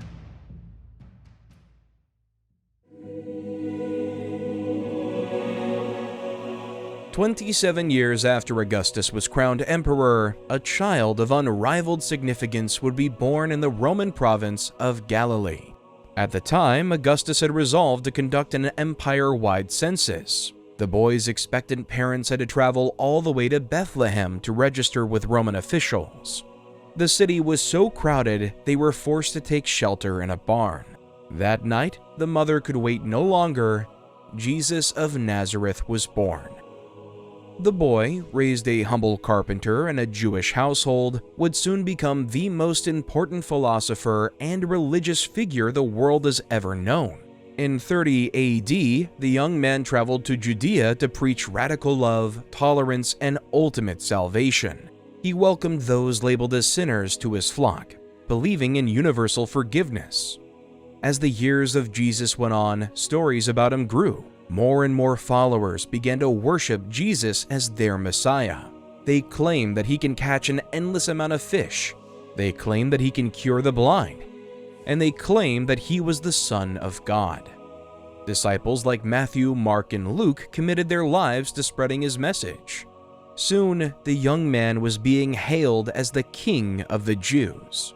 Although many admired Jesus, some saw him as a danger. Those considered a threat to Rome were often subjected to treason trials, which commonly led to executions or forced suicides. Pontius Pilate, the prefect of Judea at the time, was no stranger to severe punishments for those found guilty. The Jewish authorities argued that anyone claiming to be King of the Jews posed a threat to the emperor and Roman rule. However, despite finding no clear crime deserving death, Pontius Pilate gave in to pressure and ultimately chose to execute Jesus by crucifixion. Beaten and humiliated, Jesus walked towards the moment that would change history forever. As Jesus was crucified on the cross, a new religion was born: Christianity.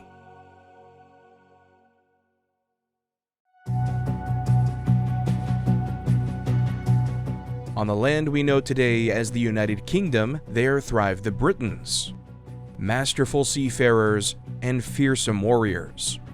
Their society was simple. Divided into tribes, they farmed, fished, and made war. By 60 AD, however, half the island was under Roman control. They established a Roman city called Londinium along the River Thames. The Britons were losing their home. The time had come to act. Boudica was a Briton warrior queen. When her father died in 61 AD, the kingdom she was set to inherit was annexed by the Romans. The queen was publicly flogged and her children tortured. Yet her spirit was unbroken. Boudica led a massive revolt against the Romans, uniting the tribes of the north against their invaders. Dealing the Romans defeat after defeat, her barbarian forces sacked Londinium, putting every Roman settler they could find to the sword, 80,000 in all. However, within a year, the Romans had regrouped, and the legendary Roman general Suetonius dealt Boudica a crushing defeat in the West Midlands. The queen, seeing that she could not change the fate of her home, committed suicide. Roman control was reasserted throughout Britain. Londinium was rebuilt and soon became a bustling metropolis. Today, we know it by a different name, London. It was the Romans who paved the roads that still exist within the now modern city.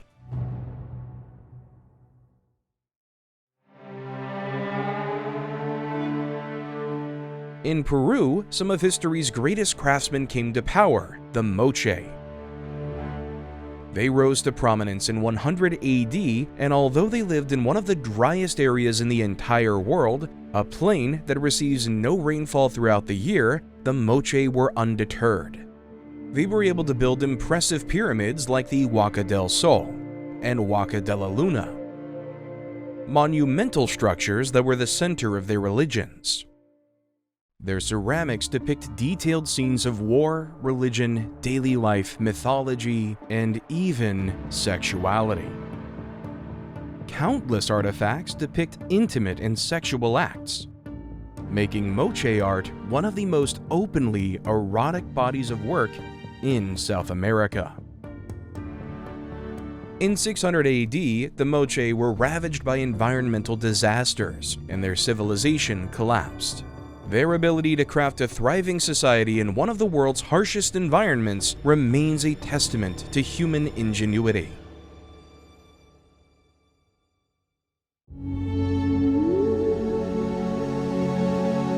To the south of the Moche, a much more bizarre civilization was developing, the Nazca. The crowning achievement of the Nazca was their drawings, the Nazca Lines. For reasons unknown, the Nazca constructed massive drawings in the desert soil, stretching many miles in length. These massive pictures, depicting monkeys, birds, or children, can only be seen fully from the air. The Nazca could have no way of seeing their own creations unless they had some means of flying. The mysterious Nazca Lines survive to this day, 2,000 years after their construction.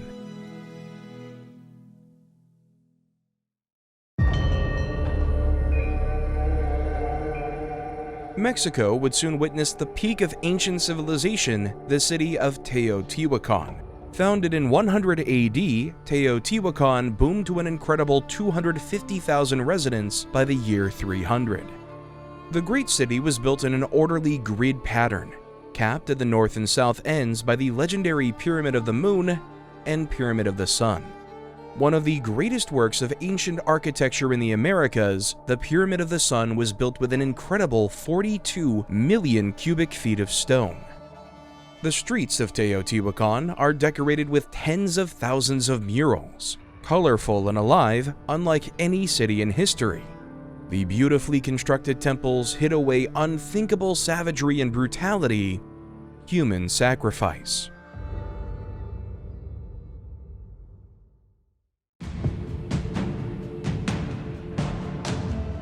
On August 24, 79 AD, Mount Vesuvius exploded in a violent eruption.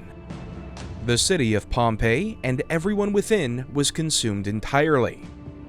Pompeii's destruction had long been known, but when modern archaeologists began to examine the city, they made a horrifying discovery. The bodies of the volcano's victims were petrified in ash, preserved for thousands of years in the exact positions they held when they died. Lying, sitting, or praying, Pompeii offers thousands of final moments captured in an instant.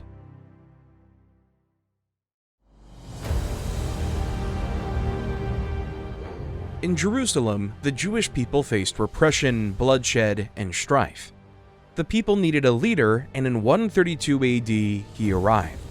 Simon Bar Kokhba, a brilliant tactician, he rallied the people of Jerusalem to revolt against Roman oppression.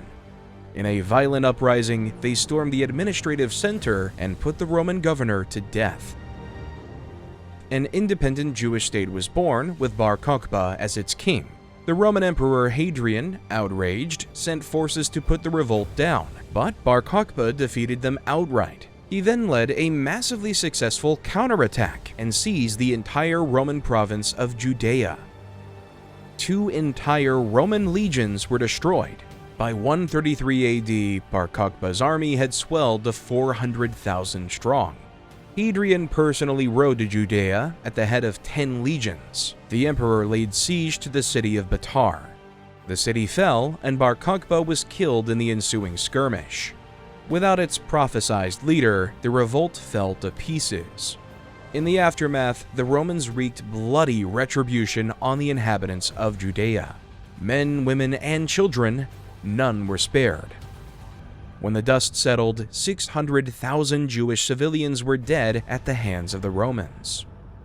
They renamed the region Syria Palestina, ensuring every trace of the revolt and the Kingdom of Israel was wiped from the face of history.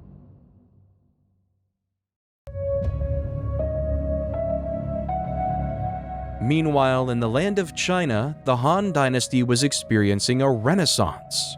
After overthrowing the Qin dynasty, they reigned over a unified China from 202 BC to 220 AD. They transformed society by replacing the harsh legalism rule with Confucianism values of order, ethics, and learning. This led to some of China's most remarkable scholarly achievements in its long history. The world's first calculator was invented. Known as the Chinese abacus, it allowed equations of staggering complexity to be solved, which led to the invention of linear algebra. When in the right hands, square root equations and complex long divisions were possible. Han scholars introduced the world to negative numbers and discovered the mathematical constant of pi. This was predicted to 8 decimal places, an accuracy which would only be matched in Europe 900 years later. Paper, as we know it today, was invented and used by the Han Dynasty, also 900 years before being matched in Europe. By 180 AD, Han scholars had invented air conditioning, the belt-driven sewing machine, and the water wheel. And, for the first time ever, these innovations wouldn't be isolated to the Chinese world. That's because the Han then initiated one of the most ambitious and important economic endeavors in human history, the Silk Road. Stretching from the South China Sea all the way to Rome, the massive trade network would connect the ancient world on a scale never before seen. China, a land so long shrouded in mystery, was suddenly accessible. Not just rare and exotic goods, but ideas and discoveries. But all good things must come to an end. In 184 AD, over 2 million peasants all throughout China rose up in an armed rebellion against the Han. Whilst they weren't victorious, they exposed China, and soon regional warlords decided to strike.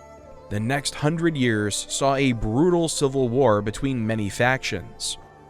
In 280, the Jin would conquer all of the provinces and China was reunited. A new era began.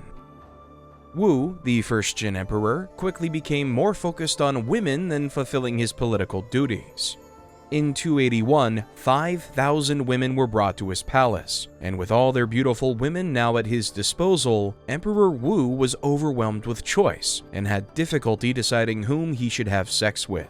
His famous solutions to this problem was to ride around in a goat-drawn cart. Wherever the goat stopped, Wu would get out and have sex with whichever woman was there. Some of the women began leaving bamboo leaves and salt outside their bedrooms, hoping to lure the goats into stopping at their rooms. Wu was utterly sex-crazed, using this goat-drawn method nearly every day for 8 years. It wasn't long before all of China had heard of his exploits, and whispers of rebellion began to spread like wildfire.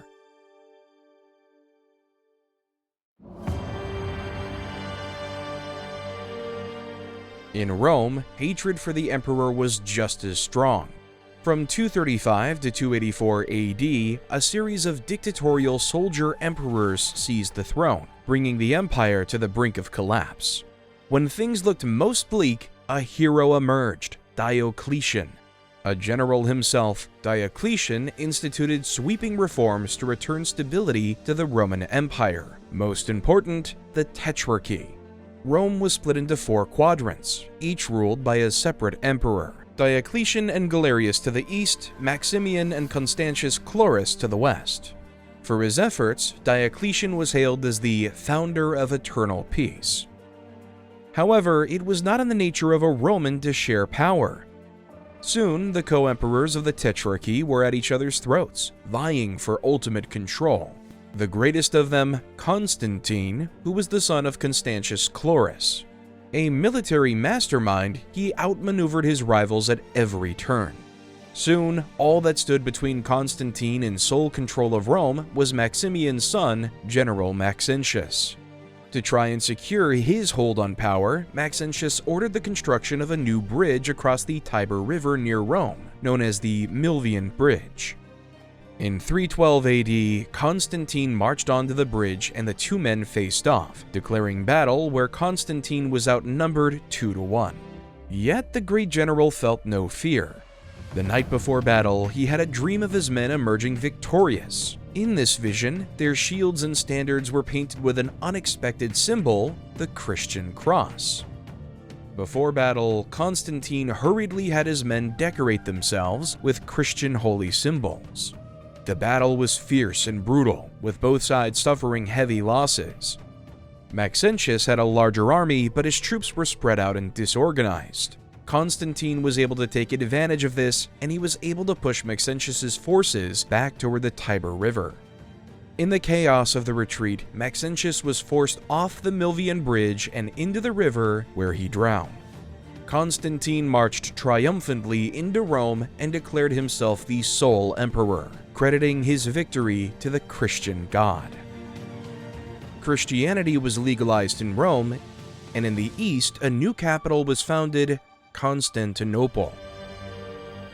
The very empire that crucified Jesus now embraced his followers with open arms.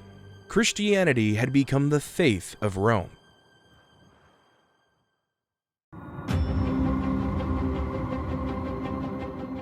In Africa too, Christianity was coming to the fore. It began in the Kingdom of Axum, a military powerhouse centered in modern-day Ethiopia. The belligerent King Ezana came to the throne in 330 AD, promising aggressive expansion. When he took the throne, however, Ezana became entranced with a humble Christian slave from Lebanon. He granted the slave his freedom, but the slave refused to leave. He spoke to the aggressive young king about Christian principles of love and forgiveness, and Ezana listened. Entranced, the king converted to Christianity in 330 AD and abandoned the path of war. Ezana devoted himself instead to building great architectural works in the name of God. Most impressive of all, the obelisk of Axum. a 1,700-year-old 24-meter-tall granite monument carved in a single piece. Decorated with hundreds of doors, they represent the kingdom of heaven and still stand to this day.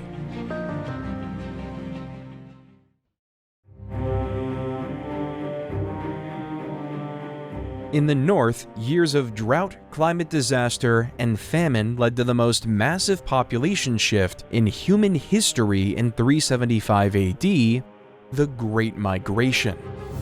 Hundreds of thousands of barbarians poured into Rome from Gaul and the Balkans. Rome, already weak from within, struggled to settle and control the endless waves of migrants.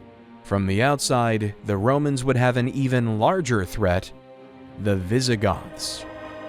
In the year 410 AD, the Visigoths would pull off the most famous sacking in human history, the sacking of Rome. For 3 days straight, the storied city was brutally pillaged. Timeless art and riches were looted, civilians killed, women captured and enslaved. The days of Rome were numbered.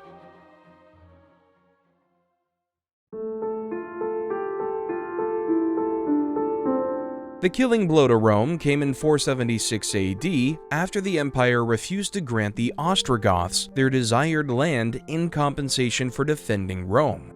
Odoacer, a brilliant Ostrogoth general, marched his barbarian forces to the land. He found there a child emperor, Romulus Augustulus, named after Rome's founder and its first emperor. Easily defeating the child, Odoacer did not proclaim himself the new Roman emperor. Instead, he created a new title, the King of Italy. The Western Roman Empire was no more. Odoacer didn't kill Romulus because he was just a kid and not seen as a threat. Romulus was sent into retirement with a pension at a chapel still standing tall today, the Castellum Luculumnum.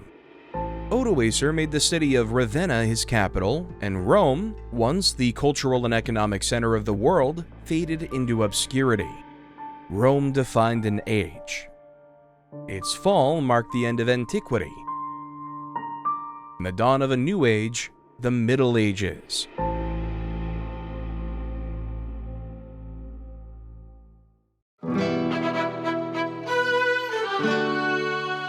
With the fall of the Roman Empire, civilizations the world over were left to determine their own path. Where they land will determine the fate of the medieval world.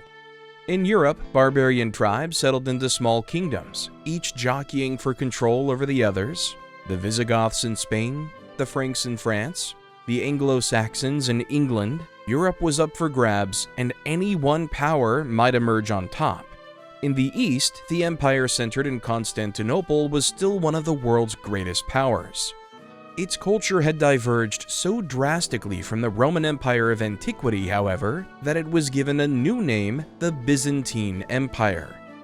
The Byzantines faced threats on all sides: the Persians in the east and the Slavs in the west. Warfare was constant, and as the Middle Ages begun, they found themselves on the defensive. The advent of the wheeled plow boosted food production and led to a population boom throughout the medieval world. Innovations in quilted and leather armor, meanwhile, meant that the average foot soldier stood a much better chance in combat. China was thriving on all counts, enjoying a renaissance in the arts and sciences, while the Sasanian Empire had just reached its greatest territorial extent. Rome had been a tremendous empire, but the world did not end with its demise. The rest of humanity looked to the future and sought to carve out its place in the medieval world.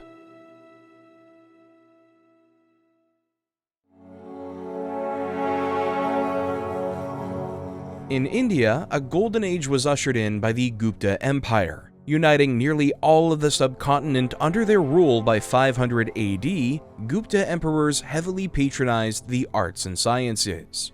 The canonical texts of Hinduism, including the epic Mahabharata, were composed. Aryabhata, a Gupta astronomer and mathematician, not only determined that the Earth was in fact a sphere, but he calculated its circumference to be 39,968 kilometers. The actual circumference is 40,075 kilometers. He would be 99.7% accurate. He also recognized that planets shine by reflecting sunlight, not by emitting their own light. The base 10 numeral system we still use today was invented, and the mathematical constant pi was calculated. Architectural wonders were created. Cut into the mountainside, the Ajanta caves were a sanctuary for Buddhism, decorated with beautiful paintings and sculptures.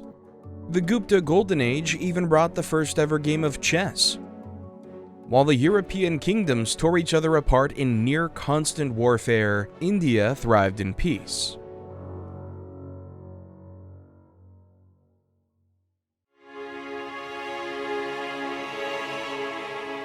In the Eastern Roman Empire, a young man clawed his way through the ranks, from peasant all the way to emperor, Justinian the Great. When he took the throne in 527 AD, the young man set out to do the impossible to reunite the Roman Empire in its entirety. His success was miraculous.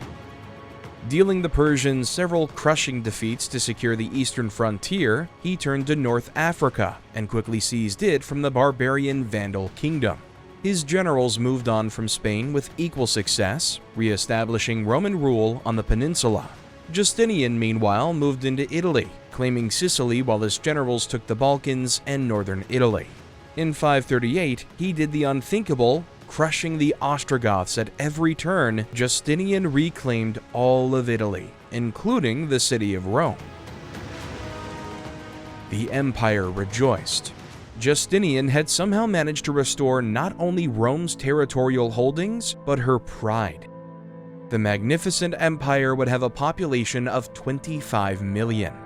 To commemorate his achievements, Justinian constructed a Christian cathedral in Constantinople, the Hagia Sophia, one of humanity's greatest architectural achievements. Its massive dome, about 31 meters wide, was considered an engineering marvel and inspired many future buildings, including Islamic mosques. Of course, the great emperor couldn't live forever. After his death in 565, all he had conquered would slowly slip away, placed in the hands of lesser men. As beautiful a moment it may have been, there was simply no room in the medieval world for Justinian's resurgent Roman Empire.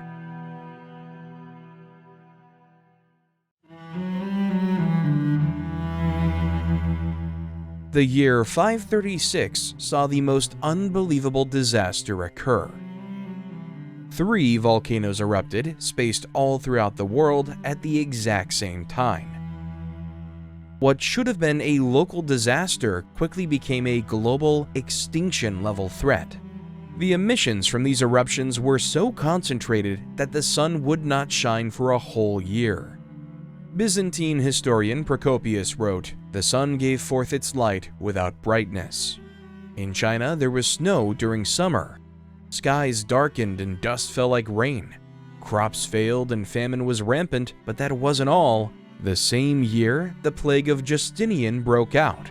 It would go on to kill 50 million people, half the world's population.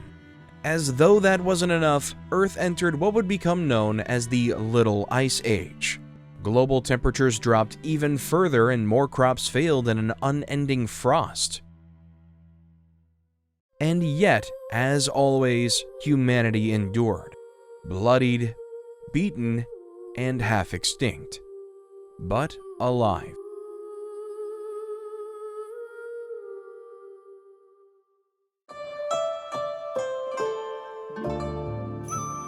Buddhism traveled east the same way all goods moved in the 6th century, the Silk Road. From India, it reached Korea, where it was embraced by the wise King Sung of Baekje, a master of foreign relations. When Sung came to Japan in 538 AD with his message of peace and enlightenment, he faced violent backlash. Japan was still a fierce tribal society and did not embrace change. The king tried to peacefully spread his message, but even those in favor of Buddhism managed to find a violent, radical interpretation of its teachings. Relations between traditionalists and radical Buddhists quickly deteriorated. When the traditionalists began defacing the image of the Buddha in 593 AD, all-out war erupted. The traditionalists, however, had lost their base of support amongst the people, and were now nothing more than a few scattered sects of dissidents. Buddhism had been accepted at the highest levels of the Japanese government, and the war for Buddhism was short-lived, a decisive victory for the Buddhists. Acceptance of Buddhism marks the dawn of a new era in Japan, the Asuka period, a golden age for the arts, architecture, and political reform. Buddhism had spread across Japan, but back to the West, a new religion would be born.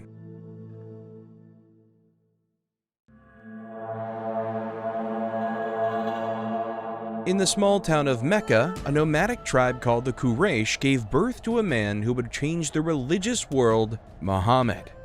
Muhammad was orphaned and brought up first by his grandfather, then by his uncle. As he matured, he became a merchant, gaining a reputation for honesty and earning the title Al-Amin, or the Trustworthy. On one of his pilgrimages in 610, Muhammad meditated in a cave on Mount Jabal al-Nur. It was there he received an angelic prophecy outlining the proper way to live, the Quran. He was 40 years old at the time, and he took his teachings to the streets of Mecca, passionately preaching to anyone who would listen. His message spread like wildfire. The oppressed peoples of Mecca flocked to his sermons, hailing Muhammad as a prophet and savior. Islam was born. However, when Muhammad denounced idol worship, the leader of Mecca knew that he was through. In 615, he and his Muslim followers were banished, cast into the desert. After 7 years of wandering hopelessly, they were finally welcomed into the town of Medina. There, Muhammad was instrumental in ending various civil wars, creating a prosperous Muslim community. Nevertheless, this prosperity would be challenged by the members of Muhammad's old tribe, the Quraysh, and their allies, who marched up to Medina with a large army to attack the Muslims. Before he knew it, Muhammad was at war. At the Battle of Badr in 624 AD, his Islamic forces were outnumbered 3-1 by the Meccans. Shocking the entire Arab peninsula, Muhammad slaughtered the Meccan forces. Word began to spread that the man really did have God on his side. Soon, his army of 300 had expanded to 10,000 committed holy warriors. In 629 AD, he marched on Mecca, the legendary Hajj, and seized the city with ease. Within just 3 years, Muhammad had seized the entire Arab peninsula, an expansion unlike any other in human history. In 632 AD, just 61 years old, Muhammad died of natural causes.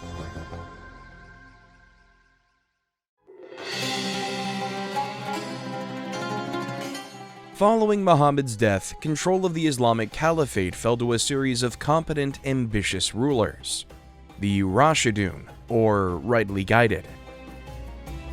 In the very first year of their rule, they launched an invasion, the Sasanian Empire. Outnumbered 2-1, Muslim forces dealt the Sasanians a crushing defeat at the Battle of Chains in 633. Before the Persians could react, the Muslims had seized Mesopotamia. When the Persians did regroup, they were just as hopeless. No matter how completely they outnumbered the Muslim forces, the holy warriors simply couldn't be defeated. By 642, the entire Sasanian Empire had fallen to the Caliphate. Without hesitation, the Muslims turned their attention to the Eastern Roman Empire. They quickly seized Syria and Egypt, then penetrated deep into the heartland of Anatolia. The Muslim armies were simply unstoppable. Finally, in 656, they fell victim to internal strife when the beloved Caliph Uthman was assassinated. The Muslim Empire was usurped by Muhammad's cousin, Ali. What ensued was a schism which endures to this day, Shia Muslims supporting Ali, Sunni Muslims considering him a traitor. Just 5 years later, Ali too was assassinated. The Rashidun Caliphate tore itself to pieces in civil war and ceased to exist. Yet belief in Muhammad's teachings still ran deep. Within a year, a new caliph quickly garnered support and united the empire once more. The Umayyad Caliphate was born. Without delay, it resumed its predecessor's ravenous expansion. Conquering North Africa with ease, they encountered a new foe, the Christian kingdoms of Europe. The Umayyads were undeterred. By 711 AD, they had conquered the Iberian Peninsula, overwhelming the fearsome Visigoths and pushing them into France. The Caliphate now stretched from India to Spain, one of history's greatest empires. In just a few years, however, Spain would be the entire extent of the Umayyad Caliphate. The bloated, overextended empire would be decimated by revolution.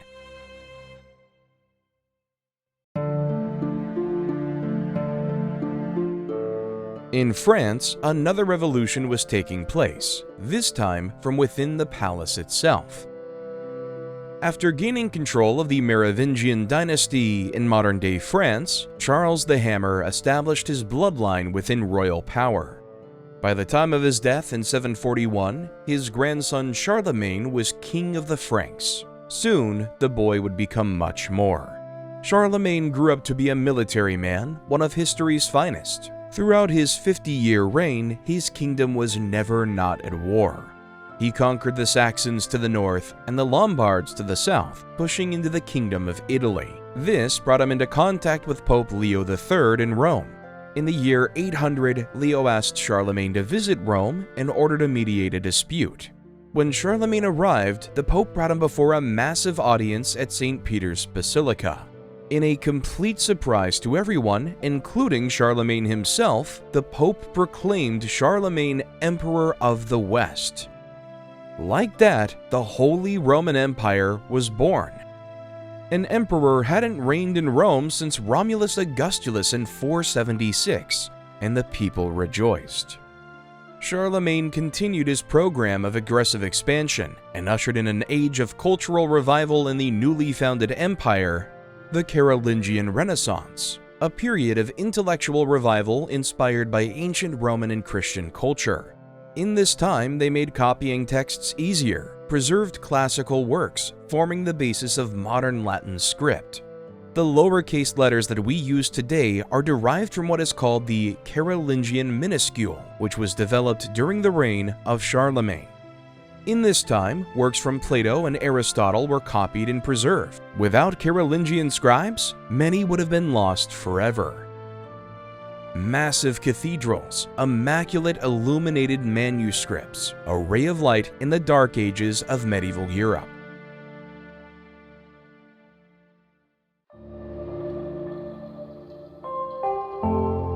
On the opposite end of the world, China was experiencing a golden age of its own. For the first time ever, the Tang dynasty overhauled China's ancient rules to create an efficient modern state. Architectural wonders were constructed on a scale never before seen. The Leshan Giant, a massive Buddha carved directly into a mountainside, was the tallest statue in the world for more than 1,000 years at 233 feet. The Tang owe much of their success to a usurper, an unexpected hero who seized control of the Chinese throne for 45 years, Empress Wu. Wife of the Tang Emperor Gaozong, Wu ruled in the shadows for decades. Wu's decrees became more binding than the emperor's, and in 690 AD, he formally relinquished the throne to her. No one objected. In her 45-year reign, Wu expanded the empire aggressively, conquering smaller kingdoms to the east and extracting tribute from Korea. China was once again becoming a global power. While the spoils of war poured in, the empress cracked down hard on corruption, ensuring wealth was used to improve the military, support infrastructure, and finance the arts. Her works would last forever. Magnificent infrastructure such as the Mingtong and Tiantong palaces still stand tall. The halls are decorated with murals, sculptures, dragons, and Buddhist iconography. The reformed Tang dynasty went on to flourish for centuries. Despite being overthrown, Wu became a legend for the greatness she brought to China. To this day, she remains the only legitimate female ruler in the empire's long history.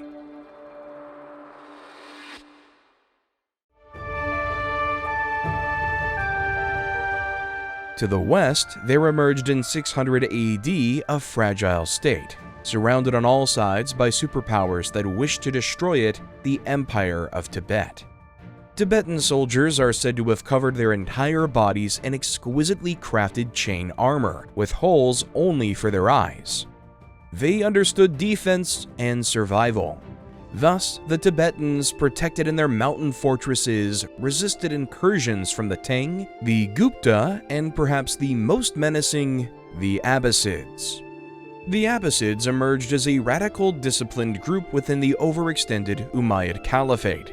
When they struck in 747 AD, the Umayyads were powerless to resist. By 750, the Abbasids had seized everything but Spain. With three major powers all close by, war was imminent in the year 751. The Tang were expanding west, the Abbasids east.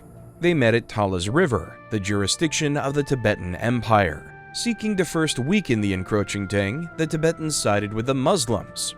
Their combined forces totaled 200,000, the Tang 100,000, including a contingent of Turkish slave soldiers, a last resort. Yet the Chinese had a secret weapon, a military innovation, the crossbow. Firing with extraordinary accuracy at long range, Chinese crossbowmen decimated the Arab infantry, nearly causing a full-blown retreat. When the Abbasid spearmen did manage to get in range of the Tang heavy infantry, they found no luck. The Chinese were better trained and better equipped. Just when combat reached its most heated, however, the Chinese were undone. Their Turkish slave soldiers, fearing death, rebelled and turned on the Tang. Their forces in disarray, the Chinese scattered and were dealt a crushing defeat. In the aftermath, they withdrew east, while the Abbasid forces were recalled to the Levant to put down an uprising.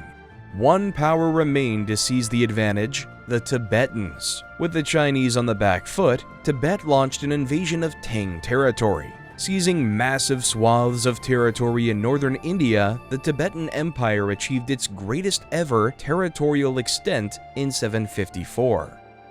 This would allow Tibet to negotiate the Sino-Tibet Peace Treaty on equal footing, cementing its status as a superpower equivalent to China for years to come. The true victor in this historic clash of global superpowers, Tibet, the middleman.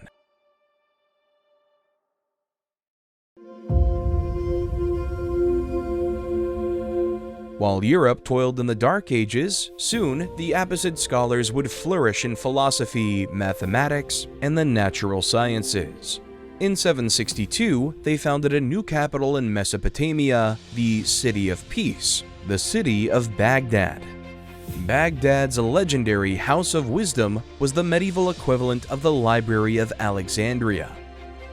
Its scholars ushered in the Islamic Golden Age. Muslim scholars were masters of translation. Positioned between the Eastern and Western worlds, they had access to both sides, an unrivaled wealth of knowledge. Not only did they invent algebra, House of Wisdom scholars invented numbers as we know them today. By combining ancient Hindu tomes with contemporary mathematics, they created something new: the Arabic numeral system, the numbers 1 through 10 still used throughout the world. Building on ancient Greek principles, they invented the spherical astrolabe, allowing us to track the stars with an incredible accuracy. These scholars discovered so many stars that over 2/3 of the named stars to this day have Arabic names. Muslim scholars calculated planetary movement with an accuracy unmatched in Europe for another 500 years. In 964 AD, they became the first in history to identify the Andromeda Galaxy, the nearest major galaxy to the Milky Way, over 2.5 million light-years away. The scholar Al-Hazin is often called the world's first scientist. He founded the study of optics and is the first person in history to correctly explain how vision works, by proposing that vision occurs when light reflects from an object and enters the eye, and that the visual image is formed in the brain. In the 9th century AD, the Muslim scholar Al-Jahiz published the Book of Animals, in which he identifies the struggle for existence central to all living beings. It would be an entire millennium before this concept emerged in the West, though with a different name, natural selection, brought forth by Charles Darwin. The House of Wisdom designed the world's first programmable machine, a self-playing flute powered by water, which used a rotating cylinder with pegs that could be repositioned to produce different melodies. They even created an early steam turbine. Europe toiled away in the Dark Ages, while scholars in the House of Wisdom created the modern world.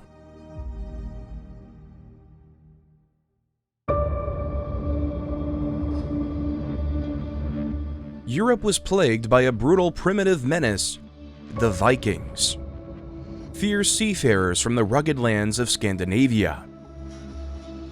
Their society was tribal and honor-bound, with loyalty to local chieftains and kings trumping any sense of national unity. Viking children were raised in this harsh world from an early age to be tough, self-reliant, and skilled. Boys were trained as warriors, sailors, and hunters, learning to handle weapons by the time they could carry them.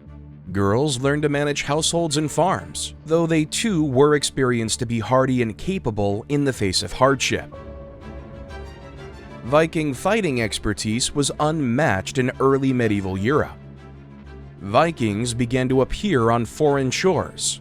They soon arrived in Northumbria and raided the island monastery of Lindisfarne in 793 AD. Monasteries were seen as sacred and untouchable, making the attack a terrifying sign of a new kind of enemy. It was just the beginning. Legendary warriors like Bjorn Ironside raided such cultural centers as Paris, Lisbon, and Galicia. In 861, Bjorn reached Italy and sacked Pisa.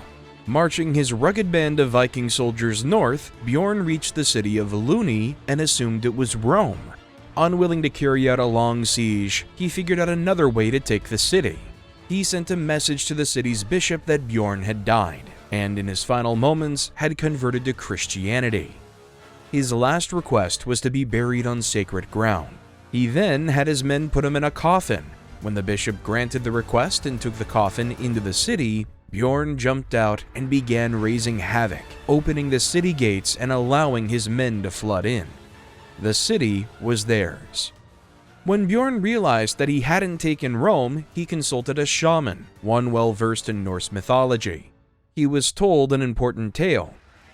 In order to bind the mythical wolf Fenrir, the god Odin had to sacrifice his hand. Bjorn, unwilling to make such a sacrifice, gave up on conquering Rome. His expedition was called off, and he returned to Denmark.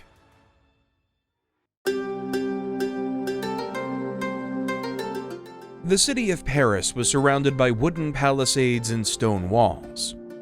Houses were narrow and multi-storied. The streets were crowded with merchants.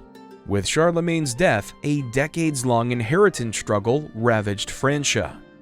In 843, with the Treaty of Verdun, the massive empire was divided into three independent kingdoms: West Francia, East Francia, and Lotharingia. For centuries to come, these kingdoms will battle fiercely amongst each other to restore the total domination of Europe their ancestors had once known. Soon, they'd face competition from the outskirts as well: the Bulgarian Empire, the Serbian Empire, and the Duchy of Croatia. Having shaken the Roman yoke, they were developing into formidable powers of their own and began expanding aggressively. The lines drawn in 843 will endure, and none would succeed in uniting Europe.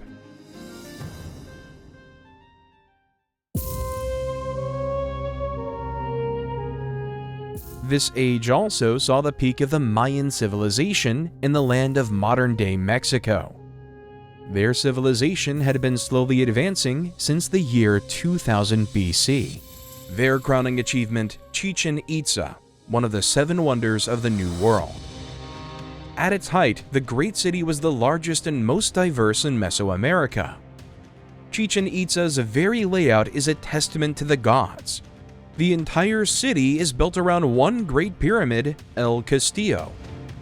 As one of the most powerful cities in Mesoamerica, it was home to thousands of people, including priests, warriors, craftsmen, merchants, and farmers. The city bustled with trade from as far as central Mexico and the Caribbean. Not only is El Castillo one of the most massive monumental structures on the continent, it is brilliantly aligned with solar events. The Mayans gave the Americas a calendar that predicts events millions of years in the future. The Mayans had an observatory known as El Caracol. Its unique design includes carefully aligned windows and doors that allowed ancient astronomers to track celestial events, like solstices, equinoxes, and the movements of Venus. The Maya tracked Venus's 584-day synodic cycle with incredible accuracy. The Dresden Codex, a surviving Maya manuscript, contains detailed Venus tables that show their precision was more accurate than contemporary European astronomers. The sacred city would dominate Mesoamerica for the next 300 years.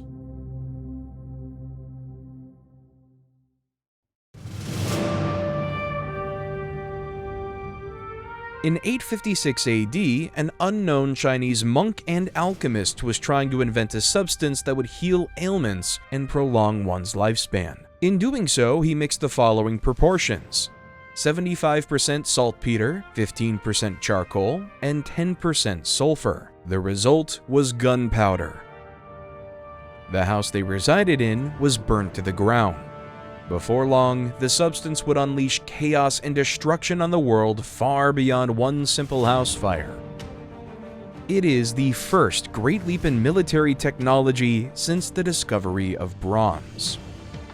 First, it was used to create fire arrows, then primitive rockets.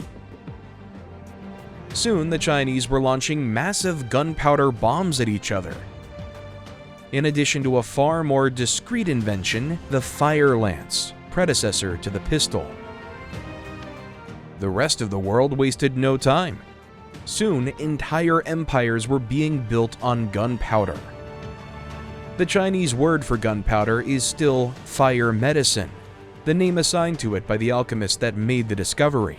It serves as a reminder that one of the most devastating technologies in mankind's history is the result of an effort to discover life-saving medicines.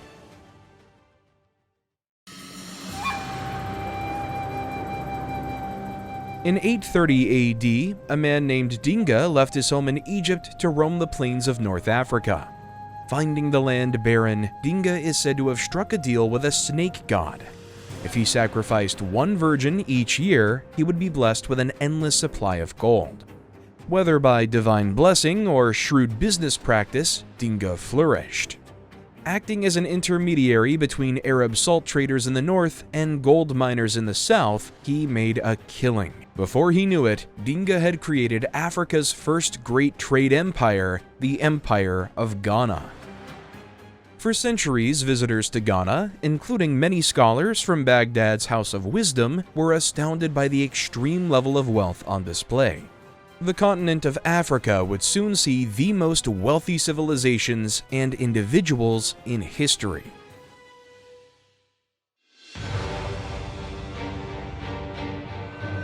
On the opposite end of the world, the kingdoms of England would fight to their dying breath to defend their kingdom. When Alfred the Great inherited the throne of Wessex in 871 AD, the fate of his homeland was already in jeopardy. Having raided Europe for all it was worth, the Vikings decided they would settle down in the temperate British Isles. The reigning Anglo-Saxon kings could assimilate or be destroyed. Alfred was still planning his father's funeral when the Vikings struck, seizing a massive swath of English territory. In 876, Alfred made peace with the Vikings, exchanging hostages and a massive bribe. It was short-lived. The Vikings quickly slaughtered the hostages they had been given and attacked Alfred's stronghold at Chippenham. It was a massacre. Alfred narrowly escaped. Fighting his way out with a small band of loyal soldiers, he retreated to a final stronghold in the marshland.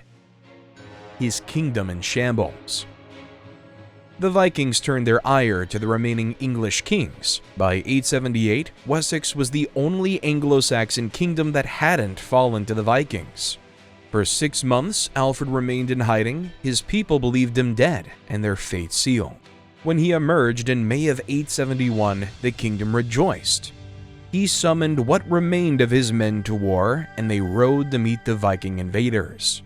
Fighting for the survival of their homeland, Alfred's makeshift army dealt the Vikings a decisive victory at the Battle of Edington, then another at Rochester. In 886, Alfred reclaimed the city of London. He was no longer merely King of Wessex, but the first king of the Anglo-Saxons. Alfred's grandson Ethelstan would deal the Vikings the final blow, driving them out once and for all, and becoming the first king of a unified England.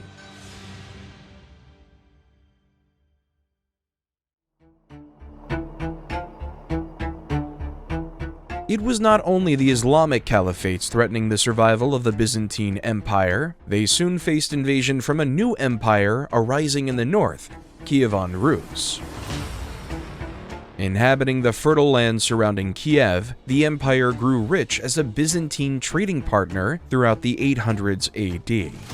Before long, the barbarians desired an empire of their own. In 882, Rus was united under Oleg the Wise, who immediately launched an ambitious invasion, Constantinople itself. The fierce Rus warrior struck like a thunderbolt from heaven, brutally dismembering anyone who stood in their way. At the last minute, however, they were turned away from the great capital by a severe storm. In 941, Rus returned with a fleet of 10,000 ships, rampaging through the Byzantine countryside and leaving entire cities in ashes. Under Vladimir the Great, Rus expanded to its greatest ever territorial extent, reaching from the Black Sea to the Baltic. The barbarians were quickly becoming a force capable of destroying the Byzantines outright. Desperate, the Byzantine Emperor Basil II turned to a new method of defense. He sent in the priests. And in 987 AD, Vladimir accepted Christianity. The very next year, he ordered the entire city of Kiev to be baptized. Byzantine priests baptized hundreds of barbarians at a time, performing the sacred ritual in lakes and seas. Like that, Rus went from an apocalyptic threat to one of the Byzantine Empire's closest allies. Having pacified Kievan Rus, Byzantine Emperor Basil II turned to another long-standing foe in the north, the Bulgarians. Basil made it his life's goal to see the Bulgarian Empire wiped off the map. At the Battle of Kladion in 1014, an entire Bulgarian army was captured. In a brutal display, Basil had 99 of every 100 soldiers blinded. The one left with sight was left to lead his compatriots home. The Bulgarians were no longer able to resist Byzantine conquest, and Basil had earned a gruesome title for himself, the Bulgar Slayer.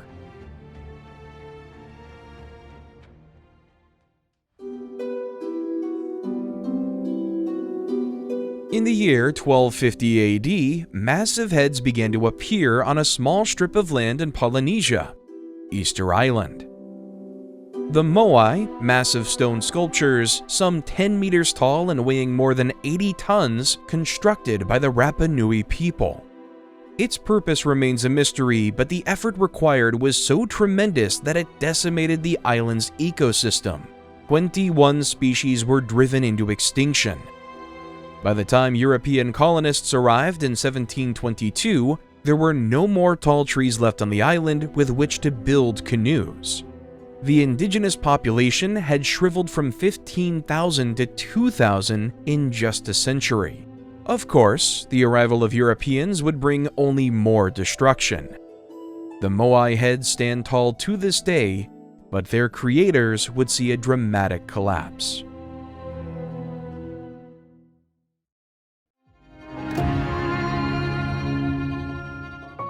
Along the southern coast of India, one of history's great maritime empires was emerging, the Chola. From 850 to 1050 AD, the Chola spread from India into Myanmar, Malaysia, and Indonesia, bringing order and vast wealth to the land. The Chola navy is the most dominant ever to emerge in India. They controlled the lucrative movement of goods by sea from China to the Western world, establishing a naval equivalent of the Silk Road. Growing wealthy beyond imagination, the Chola used their riches to build one of Southeast Asia's greatest empires. In the capital, they constructed elaborate tiered temples still standing to this day. The Brihadisvara Temple was built in 1010 AD, a massive tower standing 66 meters tall, dedicated to Lord Shiva.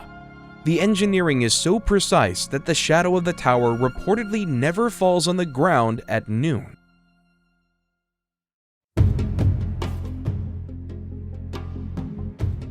To the south, the island of New Zealand was settled by a much more fearsome tribe in 1300 AD. The Maori, expert hunters and tremendous warriors known for expressive and menacing tribal war dances. They found in New Zealand an untouched island paradise. The land's native species had never been hunted, and hence lacked necessary survival instincts. What ensued was a massacre. The moa, a 12-foot ostrich-like bird, numbered 2.5 million in New Zealand before the Maori arrived. Within 100 years, they were hunted into extinction. The Maori are some of humanity's most accomplished explorers. Voyaging south in their outrigger canoes, they became the first humans to discover Antarctica, a place of bitter cold where rock-like structures rose from a solid sea. The Maori are one of the most successful tribal peoples at navigating European contact. By selectively adopting and rejecting certain European practices, they endured and still thrive to this day.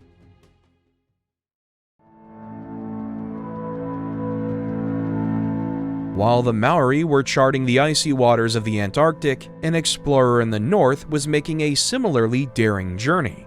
When Leif Erikson was just 14 years old, his family was banished from Iceland. His father, the renowned explorer Eric the Red, decided to settle in Greenland, establishing the island's first permanent settlement in 982. When he grew older, the ambitious Leif served in the court of the Norwegian king, where he adopted Christianity. Eager to return home to Greenland and convert his family, Leif's voyage was blown off course by a storm. He washed up on a rocky shore some 2,000 miles from his destination. Emerging onto the windswept island of Newfoundland, Leif had just discovered a new continent. He became the first European to set foot on North America 500 years before the voyages of Christopher Columbus. Of course, North America's frigid, barren Arctic had been inhabited for millennia before the arrival of Leif Erikson. The Inuit people made a prosperous life in one of Earth's most inhospitable terrains. Agriculture being impossible in the Arctic tundra, the Inuit exist almost solely on meat. They hunt whales, seals, and even polar bears. By consuming raw seal meat, they're able to get the nutrition necessary for survival. The wild, inhospitable land in which they live gave birth to a unique mythology among Inuit peoples. Inuit belief holds that if you whistle at the aurora borealis, the lights will descend and cut off your head. The sun and moon, however, share a deep celestial tale blending family conflict, love, and nature cycles. Anningan, the moon spirit, is in a never-ending chase of his sister, the sun goddess Melina. After a violent quarrel, she fled, and he follows her across the sky. His pursuit explains the moon's phases. He forgets to eat during the chase and grows thin, only to return full again.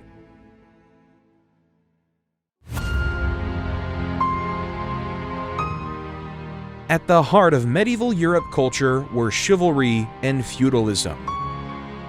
The great majority of land belonged to the king, who allowed privileged noble families to manage it for him, sparking generations of dukes, counts, and viscounts. The land was, in turn, worked by the serfs, the poorest of peasants bound to the soil and belonging to their lord. As the Middle Ages progressed, the serfs came to massively outnumber the land-owning nobility throughout Europe. The nobles needed protection from their exploited serfs. To preserve the feudalistic order, a warrior class gradually emerged in Europe. Holy knights, bound to their noble lords. Castles began to appear. Initially made from wood and later rebuilt with stone, Castles served to defend the king and those important to the city.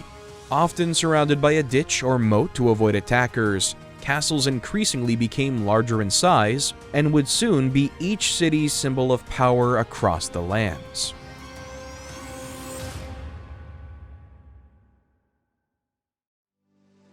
In 1066, William the Bastard, Duke of Normandy, invaded England. At the legendary Battle of Hastings, William's forces crushed those of Harold Godwinson. The Anglo-Saxons were driven out and the Norman conquest of England completed. William the Bastard was renamed William the Conqueror. Tales of his conquest are immortalized in the Bayeux Tapestry, an intricate illustration over 70 meters long. Showing each battle in vivid detail and vibrant color, the fragile tapestry has somehow survived over 900 years and is still preserved to this day. To cement his rule, William constructed castles throughout England, including the legendary Tower of London, a center of royal intrigue for centuries to come. In 1085, William embarked on the most ambitious fact-finding mission of his time. A record of England so complete, a survey of this scale wouldn't be completed again in the land for another 800 years, the Domesday Book. It would assess the land's wealth, assets, size of estates, number of tenants, slaves, animals, and farming equipment. At the time, it asserted Norman control over England and how much tax could be collected. It immediately earned William a place as one of history's greatest administrators.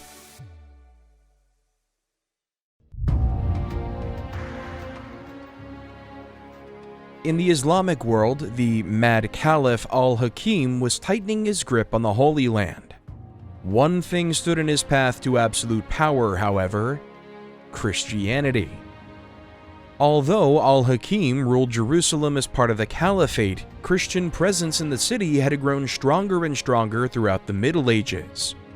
Each year, hundreds of thousands of Christians would flock to the city in pilgrimage. Their destination, the Church of the Holy Sepulchre, Christianity's greatest holy site. Built in the 300s AD, the Holy Sepulchre was constructed on the very ground where Jesus was crucified. Many believed his empty tomb was still housed in the church walls. They traveled from the opposite side of the earth to pay respects to the sacred site. To al-Hakim, it was nothing but a bleeding ulcer. In a shock to Christians all over the world, in 1009 AD, al-Hakim had the Church of the Holy Sepulchre burned to the ground. The tomb of Christ was destroyed, reduced to rubble. Unbeknownst to al-Hakim, he had just launched a new era in humanity. When Christian backlash came, it would be swift, fierce, and bloody. The Crusades had just been born.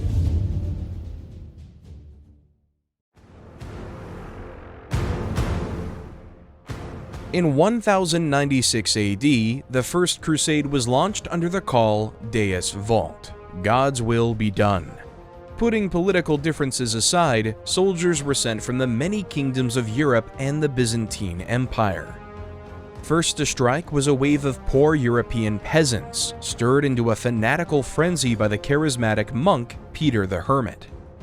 Before long, over 100,000 Christian soldiers had rallied together and bore down on Jerusalem.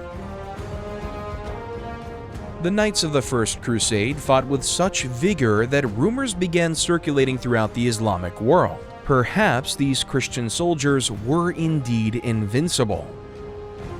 By 1099, they had seized a massive swath of territory throughout the Levant. The Crusader states were born. Most sacred was the newly founded Kingdom of Jerusalem. The Church of the Holy Sepulchre was rebuilt and the Christian world rejoiced. However, the war was far from over. When the Crusader state of Edessa fell to Islamic forces in 1146, a second crusade was launched to reclaim the lost territory. It was a complete disaster for the Crusaders. A hero emerged among the Islamic forces, dealing the Christian invaders defeat after defeat: Saladin, the man who began as a mercenary and rose to become a king. In 1187, having easily repelled the Second Crusade, Saladin took Jerusalem. The Crusader states were on the brink of annihilation, and the Christians needed a hero of their own. 2 years later, he emerged, Richard the Lionheart, King of England. Launching the Third Crusade, Richard seized the city of Acre in 1191. He pushed his forces inland, where Saladin lay in wait. At the Battle of Arsuf, the two legendary religious warriors met in pitched combat, each committing their entire forces to the fray. The winner would take all. Richard's forces were outnumbered more than 2 to 1, but his discipline was legendary. Holding his cavalry back until the perfect moment, the great general struck with such brutal precision that Saladin's forces were routed entirely. Richard restored the Crusader states, but conflict continued in the region for centuries. Eventually, the European kings were unable to maintain the immense effort required to fight an overseas war. In 1291, the city of Acre once again fell to Islamic forces. There would be no effort to reclaim it. The Crusades had come to an end.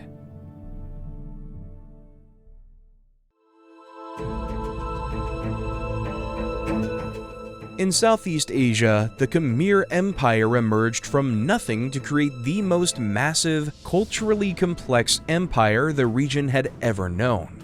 During the reign of King Suryavarman II, the Khmer Empire constructed the magnificent Angkor Wat, a temple dedicated to the Hindu god Vishnu. In Hinduism, Vishnu is revered as the preserver and protector of the universe. He is believed to have 10 avatars and is traditionally depicted with blue skin holding 4 symbolic objects. Approaching Angkor Wat, one is first met by an expansive moat and a majestic entrance gate. The central temple rises impressively, resembling a mountain. Its surface is covered in intricate carvings and stone reliefs that narrate tales from Hindu mythology and the legacy of the Khmer civilization. Translating literally to City of Temples, Angkor Wat is the largest religious complex in the world, over 400 square kilometers in extent. Its temples blend the styles of Hinduism and Buddhism to create something unique, intricate, and breathtaking. To this day, the national flag of Cambodia is a depiction of the iconic temple.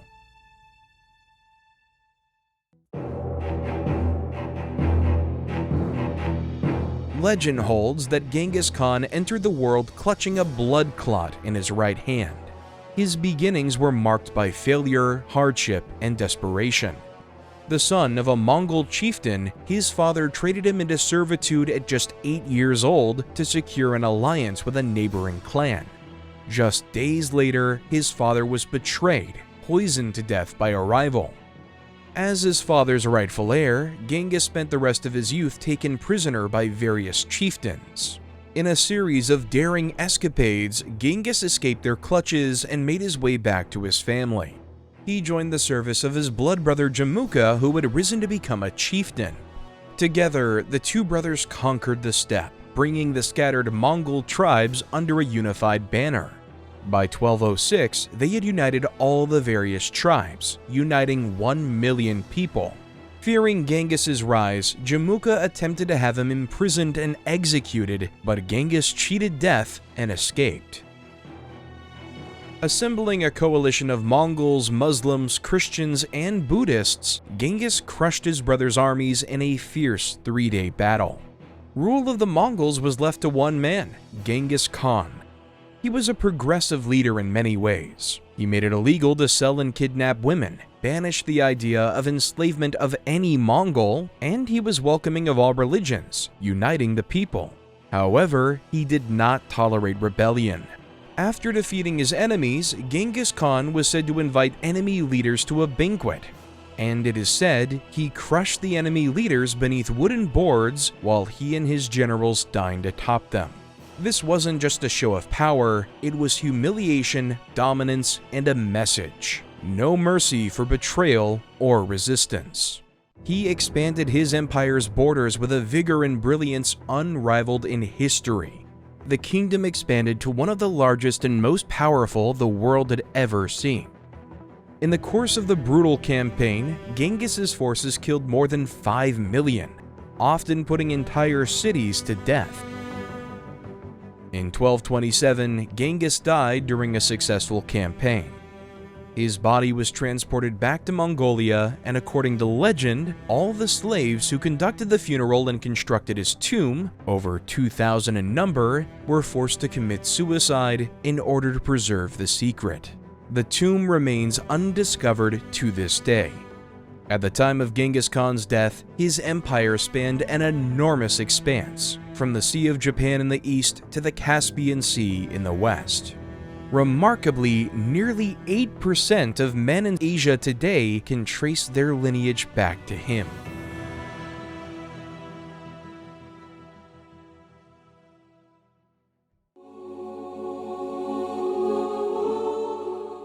Emerging from the Dark Ages, the French ruling dynasties found themselves immensely wealthy, and with regimes stable enough to take on massive multi-generational projects.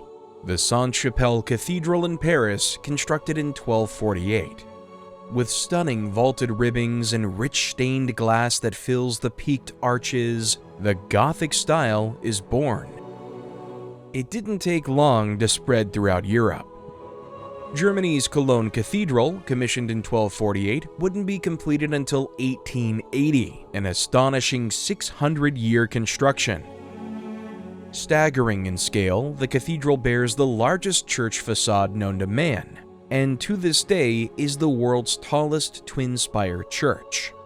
The Gothic style wasn't limited to churches, however. Another class of construction would begin to emerge: the university. In 1088, the University of Bologna in Italy, and in 1096, the University of Oxford in England. Within these halls, the groundwork was being laid for a new age in Europe, based on science and reason.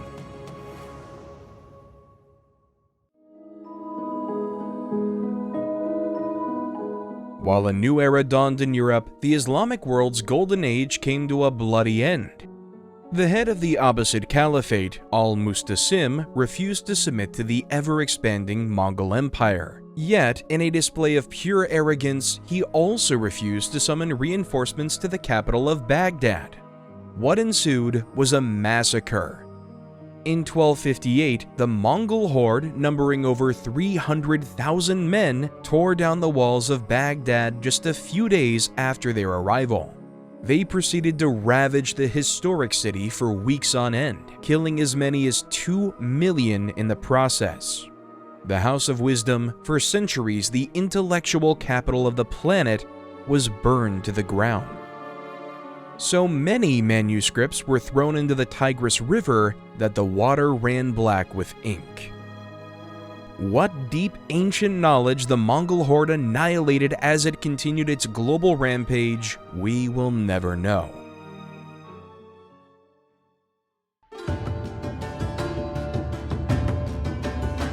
Following the death of Genghis Khan, the Mongol Empire was fractured by internal rivalries.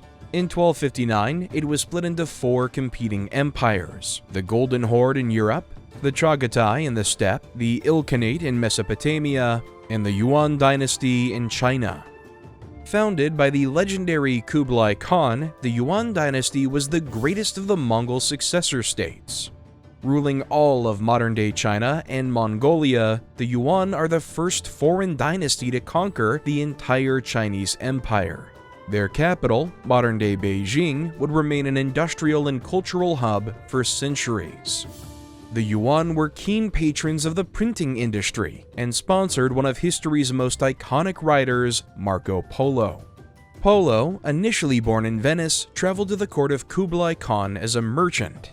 When he arrived, he was so impressed by the emperor with his awe-inspiring tales, he was taken into the Yuan court and named foreign governor. He and his men flourished in the Yuan Empire for decades. When Polo finally returned to Venice, after 24 years, he was promptly arrested by a rival republic. While in jail, Marco met a fellow prisoner, Rustichello de Pisa, a writer of romances, where he told him all of his stories. The result was Rustichello creating the famous book, The Travels of Marco Polo. The book sparked centuries of curiosity, showing the Europeans for the first time the greatness of the outside world. It fueled the age of exploration. Explorers like Christopher Columbus carried a copy of the book with them. Ironically, his arrest gave the world one of the most influential travel books in history.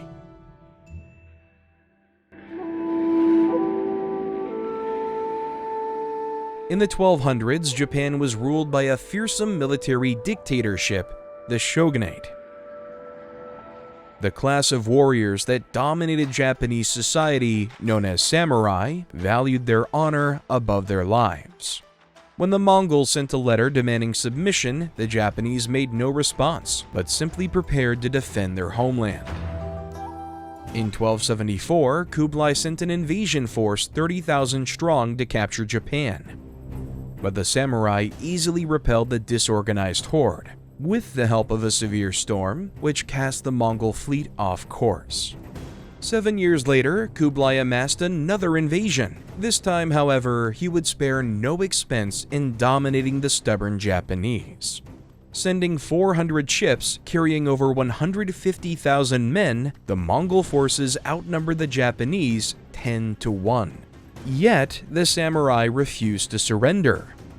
Defending the coast in high-walled fortresses, they kept the Mongols from disembarking. It was a temporary measure, and the decimation of Japan seemed inevitable. Then, fate intervened. A massive typhoon, even more devastating than the first, struck the Mongol ships yet again. Their ships thrown to the rocks, over 100,000 Mongol soldiers drowned or were killed by the samurai. With their fleet decimated, the Mongols would be unable to launch another invasion. Japan became one of the only kingdoms in the world to fend off the Mongol horde. The fateful typhoon was named Kamikaze, the Divine Wind. The Yuan dynasty, meanwhile, fell to pieces after the death of the great Kublai Khan.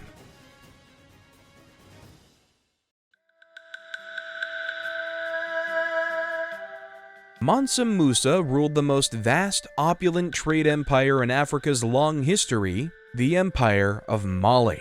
He spent his first years as emperor in a constant state of warfare with his neighbors. His goal? Capture as many slaves as possible. It seemed Mansa Musa was building a slave army, but to what end? In 1324, it became clear. The emperor was going on a pilgrimage and intended to show the rest of the world just how wealthy he really was. Traveling 2,700 miles from Mali to Mecca in a sacred Islamic Hajj, Mansa Musa brought over 12,000 slaves. Each one was dressed in the finest silks and carried 4 pounds of gold bars. A train of 80 camels were laden down with 300 pounds of gold dust, which Musa gave to the poor along the way.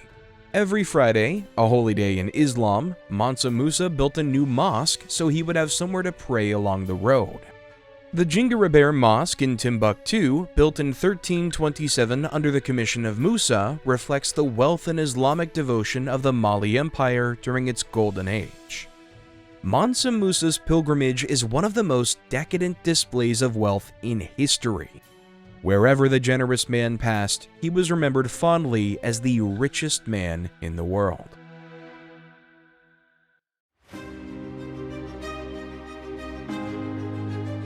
The Islamic Golden Age was rapidly dying in the East, and one last beacon still stood in Muslim Spain, the Alhambra Palace.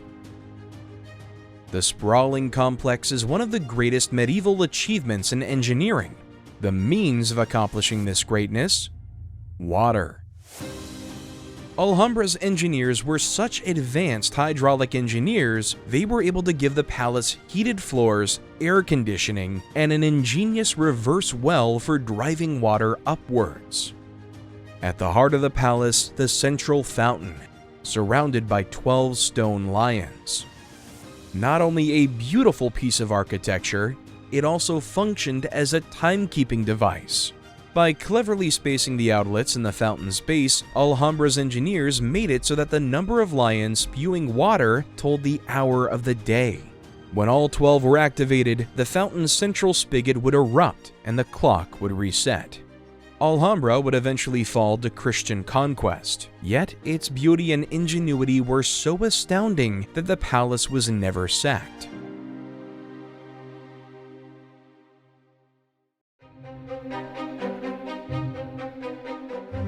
In Europe, conflict erupted in 1337. Dynastic turmoil in France led the English king, Edward III, to stake a claim on the French throne, starting the 100 Years' War. In 1356, King John II of France was captured by the English after the disastrous Battle of Poitiers, and it looked like the conflict would be brought to a quick and decisive end.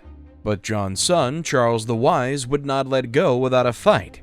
Inheriting the Kingdom of France, he reconquered every inch of what the British had taken, and the stalemate continued.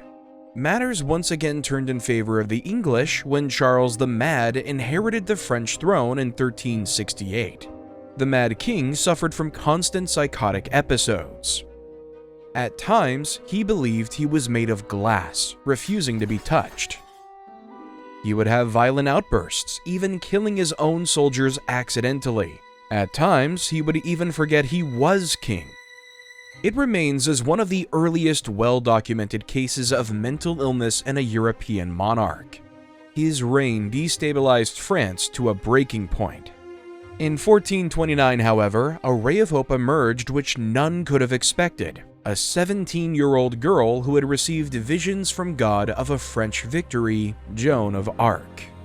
The fierce young woman entered the war just as the English were about to seize Orleans. Leading the French relief troops into the fray, she broke the English siege and chased them back to the Loire River, regaining territory and restoring crushed morale throughout France. Over the next months, Joan of Arc would lead her army to multiple victories. During the siege of Compiègne in 1430, however, disaster struck the French once more. Joan of Arc was captured by the English. The young warrior stood stoically on trial as she was found guilty of heresy and witchcraft. She was burned at the stake. But the English had miscalculated. Joan became a martyr to the French people, more dangerous dead than alive. The entire kingdom rallied to the cause, and in 1453, they drove the English off the continent once and for all. After 116 years, Europe's First Great War was brought to an end.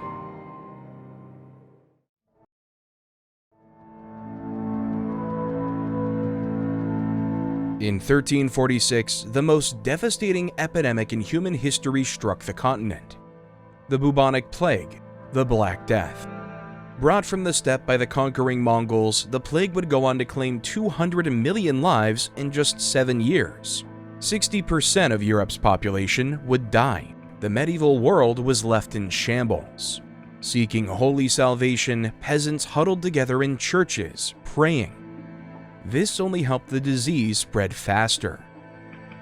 In the words of an Italian chronicler living through the plague, none could be found to bury the dead for money or friendship. There was no one who wept for any death, for all awaited death. And so many died that all believed it was the end of the world.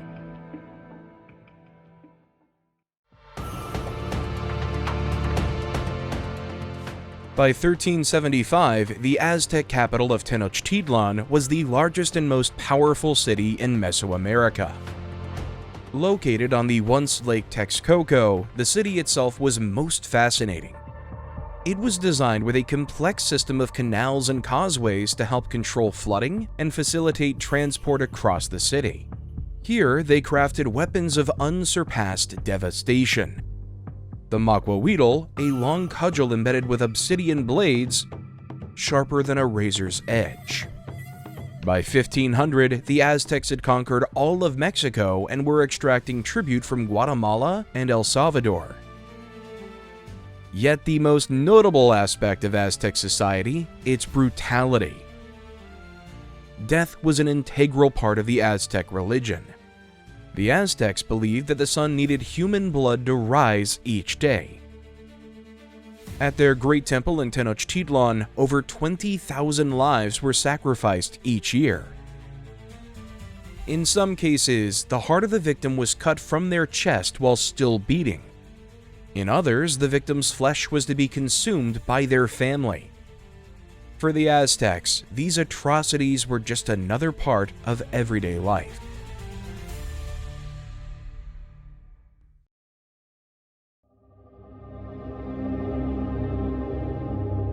A young Vlad the Impaler became Count of the Kingdom Wallachia in 1448 in modern-day Romania.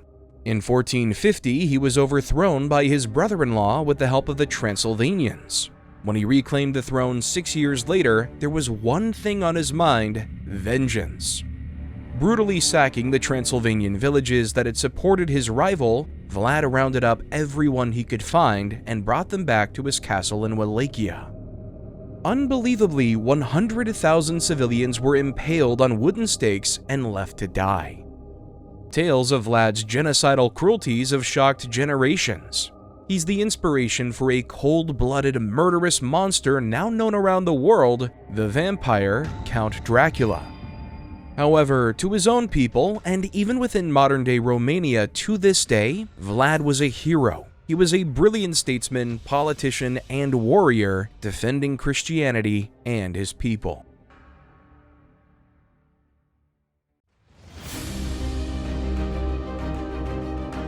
The legendary walls of Constantinople had repelled invaders for 1,100 years. When the Ottomans invaded in 1453, the city leaders didn't panic. They prepared for a long and ultimately unsuccessful siege, as always. What they didn't account for: gunpowder. The Ottomans brought with them the basilic, a gunpowder cannon weighing 18,000 kilograms, able to fire a half-ton cannonball 2 kilometers away. The machine was built for one purpose: to crush Constantinople's legendary defenses. The massive basilic took hours on end to reload, but each time it fired, the impact was devastating. After a month of unending bombardment, the walls were rubble. The city was ready to fall. On May 29, 1453, the Ottomans took Constantinople. The Byzantine Empire, the last vestige of a once great Rome, was dead. A new day dawned in the East, with the Ottomans supreme and untouchable. And yet, the Byzantine legacy would live on. Thousands of scholars fleeing the ruins of Constantinople made their way to the Italian kingdoms of Venice and Florence. The knowledge and expertise they brought with them triggered a new era in European history: the death of the medieval age, the Renaissance.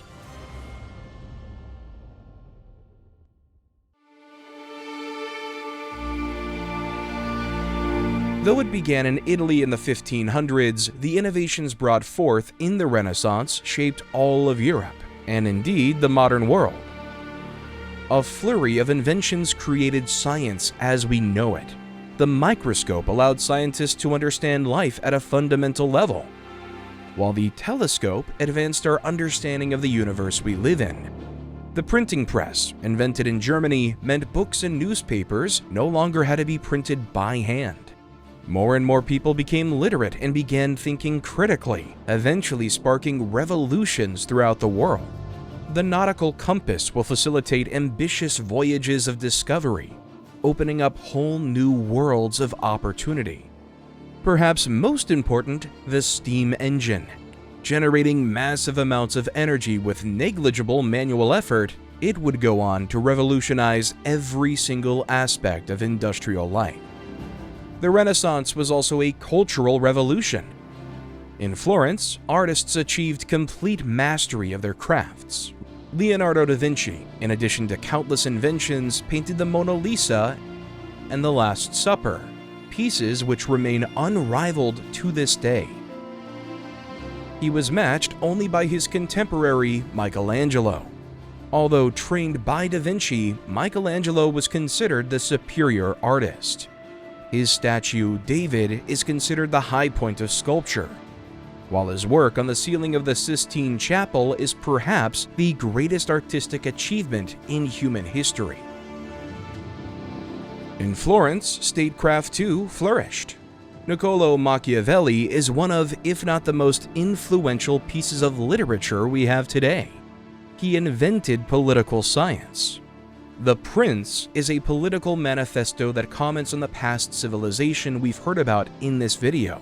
The book set out rules for the prototypical cutthroat modern European ruler, giving rise to a system of European diplomacy which will dominate for centuries. A new day was dawning in the West. The Renaissance marks mankind's first steps into the modern world.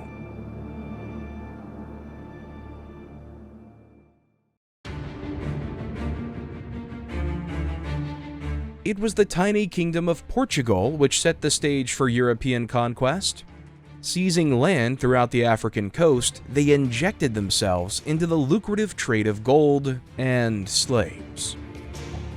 In 1488, they took it a step further. Portuguese navigators rounded the Cape of Good Hope, discovering the bustling market on the Indian Ocean.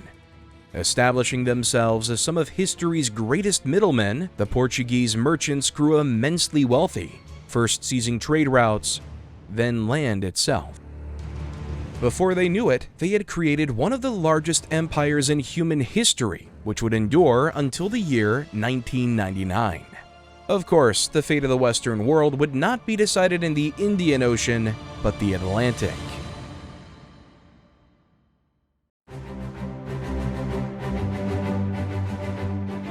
In the bustling trade republic of Genoa, there emerged in 1451 a man like no other. Christopher Columbus began his career as an apprentice to a wealthy Genoese merchant. He visited Ireland, England, even Iceland, but still the young man was unsatisfied, and his thirst for adventure only grew. When the Ottomans conquered Constantinople, they barred Christian merchants from accessing the lucrative Silk Road. Europe was sent into an economic tailspin and searched desperately for a new pathway to the Asian markets. In 1492, Columbus met with Queen Isabella of Castile and proposed a solution, seeking funding for his next voyage. Columbus proposed untold wealth, gold mines, valuable trade routes, and exotic goods. He offered Spain a monopoly on Western access to Asia. He even asked for 10% of the profits, a noble title, and governorship of any lands he discovered, a bold ask that showed his confidence. The crown was drastically affected by the recent wars, but Queen Isabella was convinced and funded the voyage. Columbus would cross the Atlantic as no European had ever done, reaching the east by sailing west. On October 11, 1492, he reached the New World. Completely unaware of the vast continent stretching out before him, Columbus reasoned he had in fact reached the East Indies, and hence called the native people Indians, a term which endures to this day. The Europeans had, for the first time, arrived in the Americas.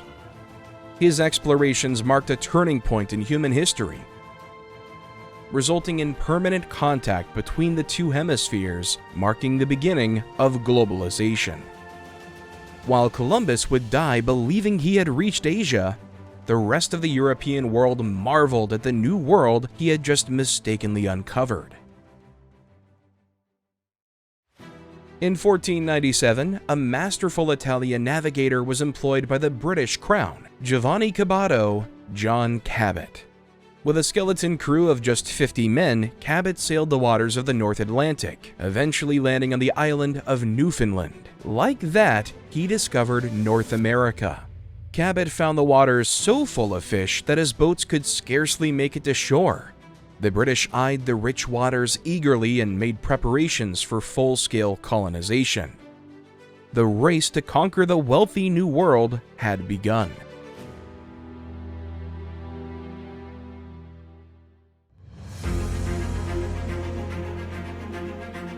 Back in Europe, the Catholic Church was not just a spiritual authority, it was one of the richest, most powerful institutions in Europe. However, thanks to lavish spending, political wars, and building projects like St. Peter's Basilica, the church was drowning in debt. To pay for it all, they turned to a holy business venture selling tickets to heaven. For a price, you could buy your way into heaven. For a little more, you could buy salvation for someone already dead. Faith became a transaction. One man decided to speak out. His name was Martin Luther, a German monk and scholar who believed the church's practices went against the Bible's teachings. In protest, he wrote the 95 Theses, a list of arguments challenging the church's authority and calling for reform. He nailed them to the door of the Wittenberg Castle Church, a call for debate. Instead, it sparked a revolution. Thanks to the printing press, Luther's ideas spread faster than the church could contain them, first around Germany, then throughout all of Europe. On a continent of Catholicism, Martin Luther sparked Protestantism. For the first time, the Pope and Church's authority and traditions no longer held unquestioned power over Christian belief and practice. Protestantism focuses on the Bible scripture alone as the ultimate authority. Luther's movement was beyond religious reform. To this day, in every protest, every printed word, and every person who dares to speak truth to power, the echoes of Luther are present. His movement set the foundations for democracy, the Age of Enlightenment, and the American and French revolutions.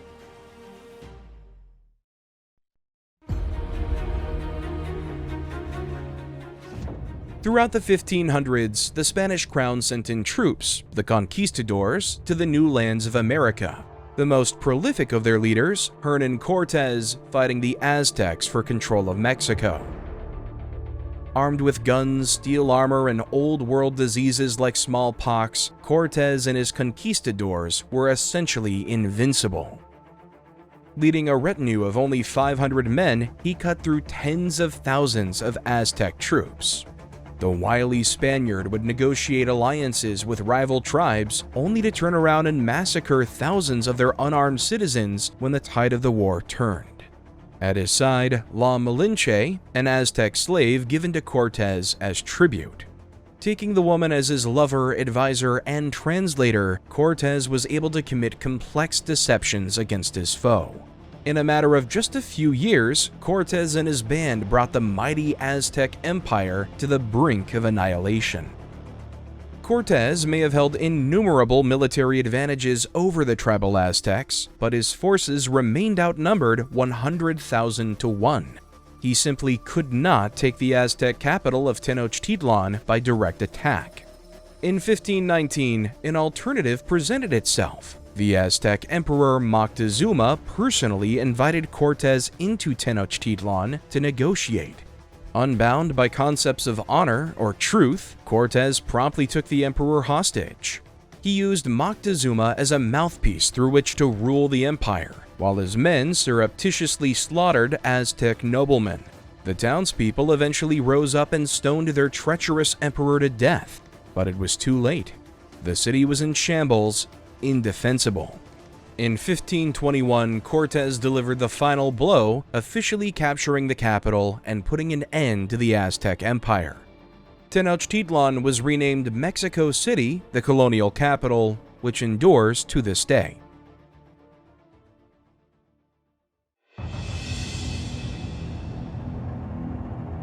To the east, a different American empire was about to face precisely the same fate.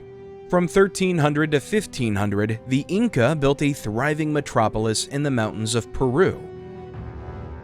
Paved roads connected a network of incredible cities from Cuzco to Machu Picchu, nestled in the Andes Mountains at an altitude of 2.5 kilometers and beyond, with 16 million citizens. In 1524, the Spanish explorer Francisco Pizarro arrived. Awestruck at the wealth and complexity of Inca civilization, Pizarro wrote of the capital city, "It is the greatest and finest ever seen in this country or anywhere in the Indies. It would be remarkable even in Spain." It wasn't long before he decided to take it for himself. As with the Aztecs, the Inca were decimated by old-world diseases and unable to mount a defense against Pizarro's superior technology. 12 million Inca were killed in just 50 years. In 1570, the Spanish seized the desiccated husk of a once great empire.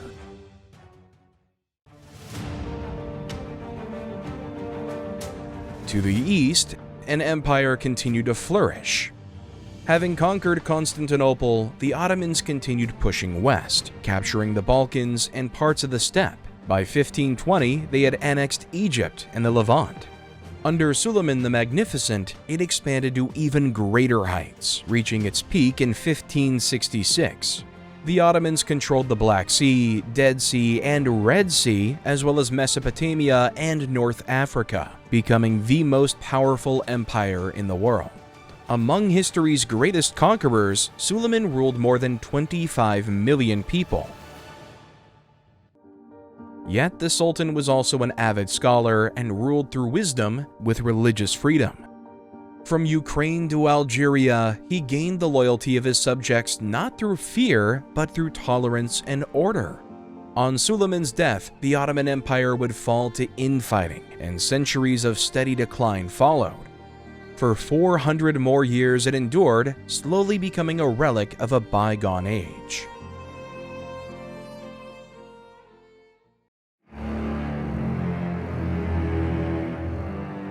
In England, an unhappy marriage was about to lead to 6 centuries of violent religious conflict. Following his father's dying wish, Henry VIII married Catherine of Aragon. When he inherited the throne, his regret was immediate. To cope, Henry took countless mistresses, but this wasn't enough. He wanted someone new, someone with whom he could conceive a legitimate heir. Yet the Pope refused to grant Henry an annulment, so he took matters into his own hands. Banishing Catherine of Aragon from his court, he married young Anne Boleyn. To get around the Pope's objections, Henry passed the Act of Supremacy in 1534, which declared that the king, not the Pope, was the supreme head of the Church of England, leaving a schism between the Church of England and the Catholic Church even today. When Catholic protesters arose, Henry simply had them executed. When Anne Boleyn did not give Henry a child, Henry simply had her executed and took a new wife. In total, Henry would take 6 wives before his death in 1547. His quest for domestic bliss left the kingdom in shambles, and his incompetence triggered a war with Scotland. For all his efforts, Henry VIII's only legitimate son would outlive him by merely 3 weeks.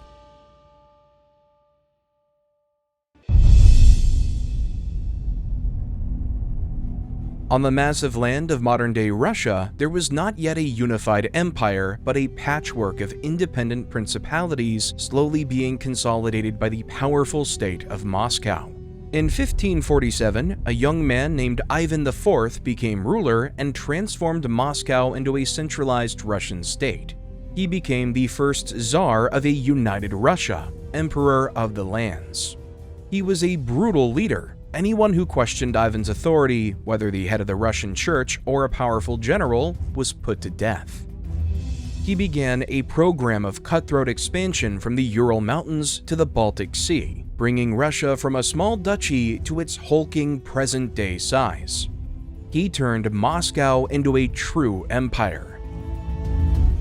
His legendary conquests gave him the title Ivan Grozny, translating to Ivan the Fearsome. His most notable depiction is this painting, inspired by the event of Ivan beating his own son to death. The painting is widely regarded as one of the most powerful depictions of regret, guilt, and human anguish in art history. Ivan died with no heir left to his throne.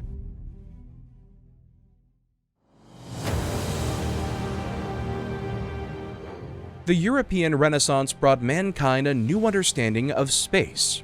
It began with Nicholas Copernicus, who in 1543 proposed the fundamental upheaval that the Earth revolved around the Sun, and not the other way around. The theory was expanded by Johannes Kepler, who in 1609 laid out specific mathematical rules for how planets move through space. As Kepler ingeniously calculated, planets move not in circles, but imperfect ellipses. Galileo then provided empirical evidence for these theories.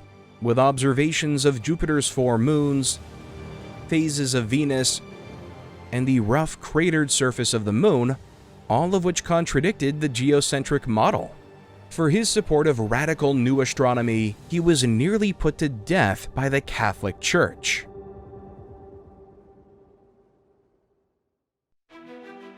While astronomers explored the heavens, bold adventurers continued to chart the New World. French settlers endured the brutal northern winters to establish New France in 1534, centered in modern-day Quebec. King James I established the first English colony in America at Jamestown in 1607. The fertile soil soon drew countless pilgrims. Before long, British North America was thriving. It wasn't long before the two superpowers were racing to settle the massive continent, sparking endless conflict in the New World. In 1609, the Dutch entered the race, planting their flag in what they called New Amsterdam, the city now known as New York. They would soon be driven out by the French and English and instead turn to Asia. Here, the Dutch found that the Portuguese had cornered the market. However, they wasted no time in undercutting Portuguese merchants, building an empire for themselves. In response, the Portuguese conquered the sprawling territory of Brazil, where Portuguese remains the national language to this day. The resource-rich land would prop up the Portuguese Empire for centuries to come. The Spanish expanded their Mexican territory into modern-day Florida and California. When the legendary explorer Magellan discovered a route to Asia through the Pacific, Spain also conquered the Philippines. With all the world stretched out before the European kingdoms, they went into a frenzy and fought bitterly for a place at the top of this new world order.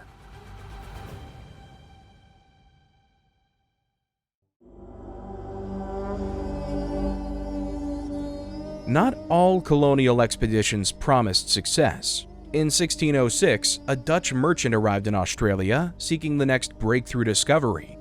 Before he had even reached the shore, he found himself under fierce assault from indigenous warriors on the shore, littering his ships with arrows. Several of his crewmen were killed, the rest in utter panic.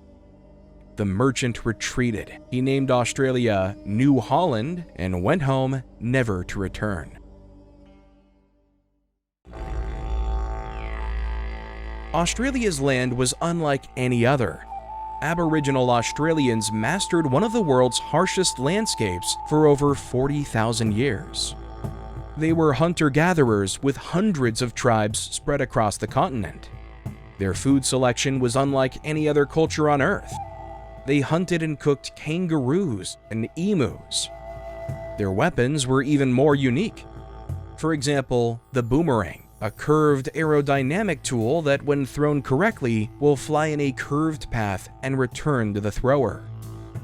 Traditional instruments like the didgeridoo have become prolific cultural touchstones, known throughout the world. To navigate the lands, they used songs passed through generations, each containing encoded maps, environmental cues, sacred knowledge, and survival wisdom. For tens of thousands of years, the Aboriginals thrived in harmony with the land. But in 17th century England, one man dared to disturb nature, not with fire or spear, but with mathematics and thought.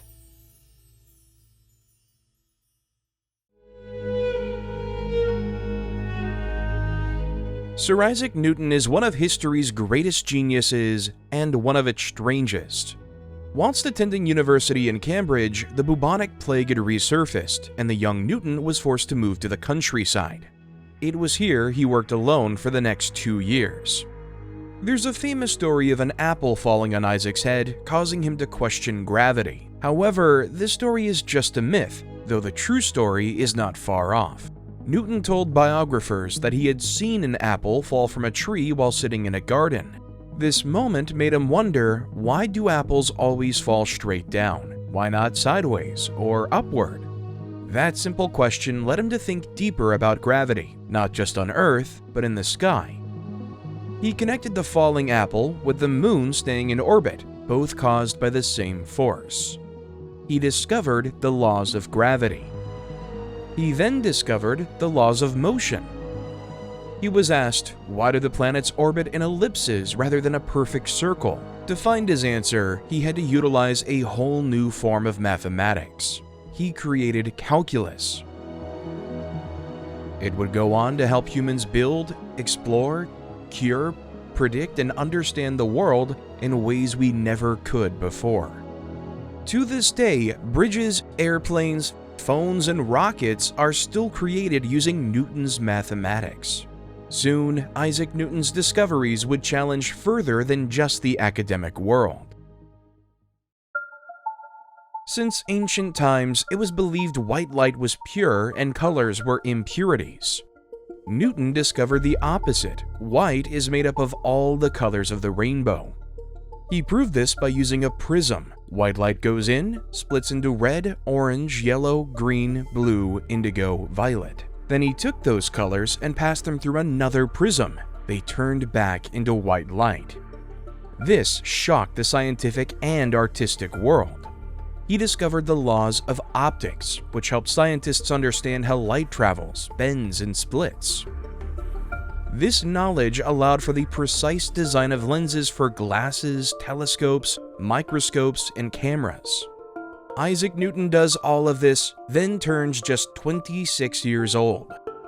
Almost 20 years later, he would go on to publish his greatest masterpiece, Principia, explaining not just falling apples and orbiting planets, but the motion of everything in the universe. It became one of the most important scientific works in history, marking the birth of classical physics.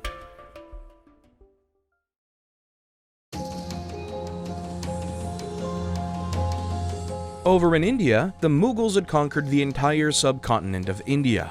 They gave the world one of the most iconic pieces of architecture ever created, the Taj Mahal. It was built by the King Shah Jahan in honor of his wife. As a teenager, the king fell in love with Mumtaz Mahal. Together, they had 14 children, but Mumtaz Mahal tragically died from birth complications during the last one in 1631. At her death, Shah Jahan was so distraught that he paid the modern equivalent of $1 billion to have the mausoleum constructed for her. When he died 30 years later, he too was interred there. At the center of the sprawling Taj Mahal lies the tomb of two lovers. Visited by millions each year, their love forever immortalized in history.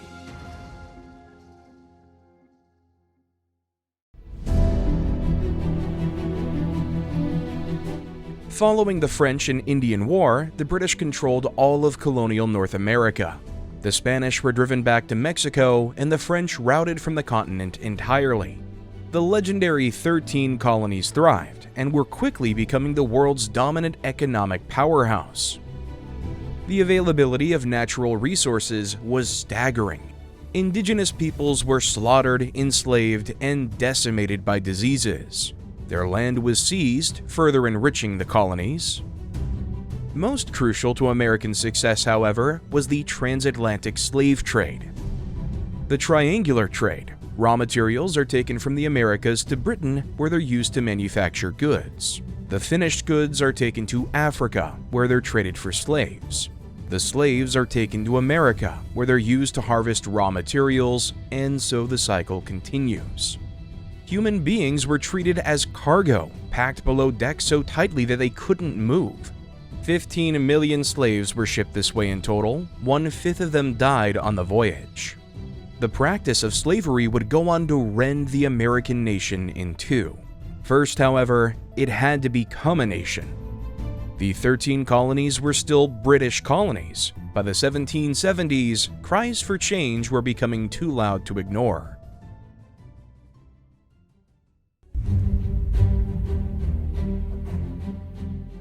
In 1707, England, Wales, and Scotland ratified the Acts of Union and officially became one, the Kingdom of Great Britain.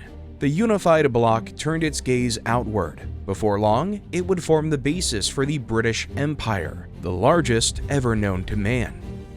To build an empire, the British would need bold explorers. Among these was Captain James Cook. Cook went on to chart vast regions of the untamed North, creating maps of Canada which would be used for more than 200 years. He then led the cruise of the HMS Endeavour to the Pacific, becoming the first European to circumnavigate New Zealand and the first to communicate with the fearsome Maori. In 1770, he became the first European ever to set foot on the vast continent of Australia. Establishing a fort at Cape York, Cook began the long process of settlement which would culminate the Australia we know today. He then became the first to cross the Antarctic Circle in 1773.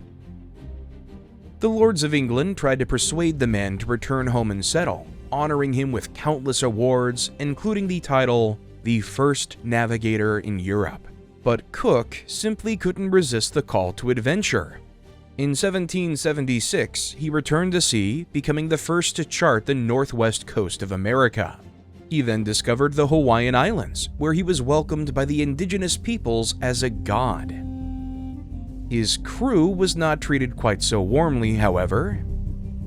When a dispute with the indigenous people turned violent, Cook took a Hawaiian king hostage and attempted to flee. The villagers gave chase, clubbed Cook on the head, and stabbed him to death. In the end, gave his life to the pursuit.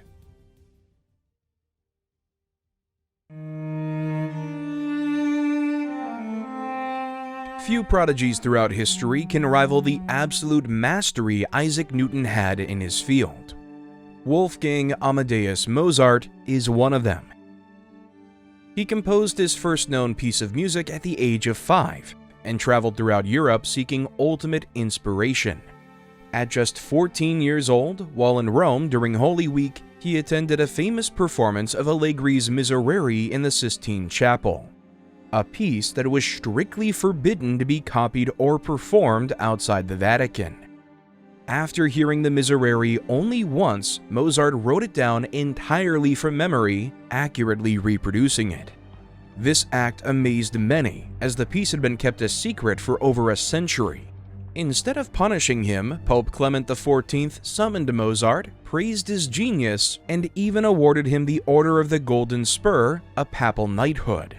Across his lifetime of just 35 years, he composed over 800 pieces. As the young man grew progressively more ill, he began composing the Requiem, his magnum opus. During the process, he struggled to eat, move, and even talk, and still, from his bed, he continued composing. Mozart intended the Requiem to be played at his own funeral. He died in 1791 before the piece was completed. However, the world now knows the tune. The over 200-year-old masterpiece is still used in modern-day movies and still fills concert halls all around the world.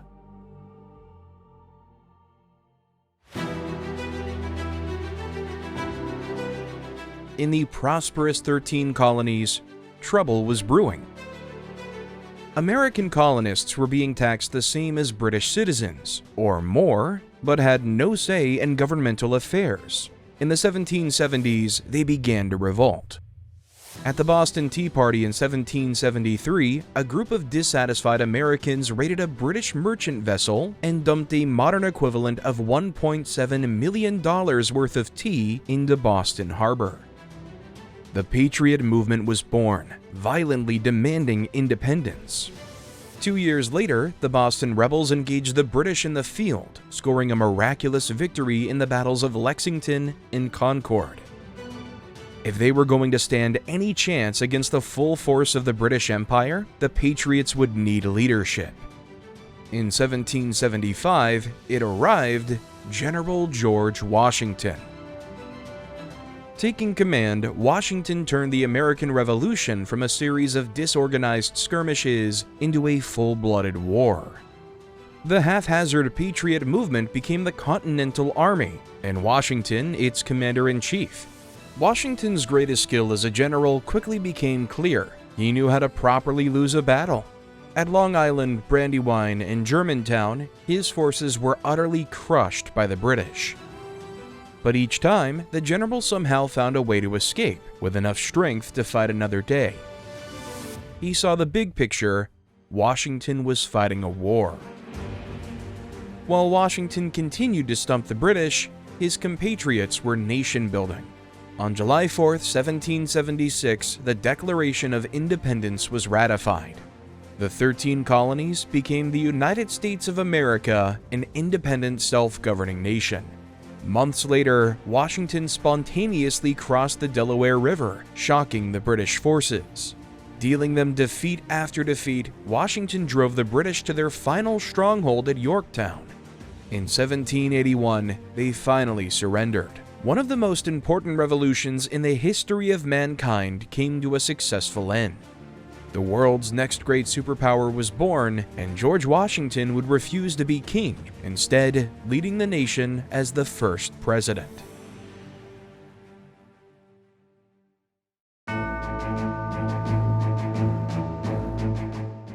Great Britain's loss of 13 American colonies was a severe blow to the empire. The British Crown had shifted its gaze to the rest of the globe, where vicious imperialism thrived. In 1788, the British established the colony of New South Wales, an island of exile for the worst English criminals, which would later become Australia. In India, British economic domination became direct political control with the establishment of the Raj. While in Mesoamerica, new British slave colonies were established. In the north, they kept their grip on the massive colony of Canada in spite of American independence.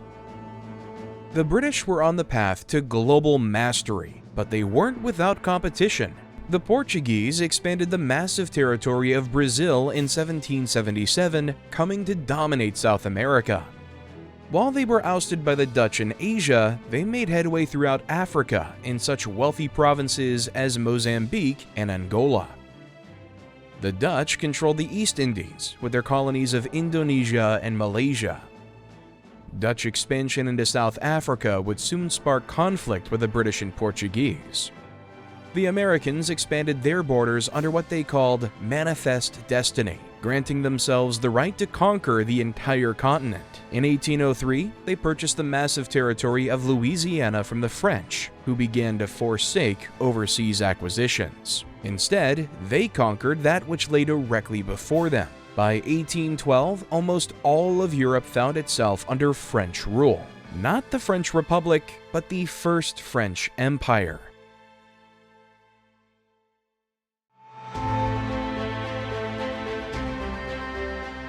The success of the Americans in building a republic led France, the most powerful kingdom in Europe, to contemplate the state of their own government. At the time, the French were ruled by King Louis XVIII and his wife, Queen Marie Antoinette. Whilst the peasants starved, the monarchs lived in absolute luxury.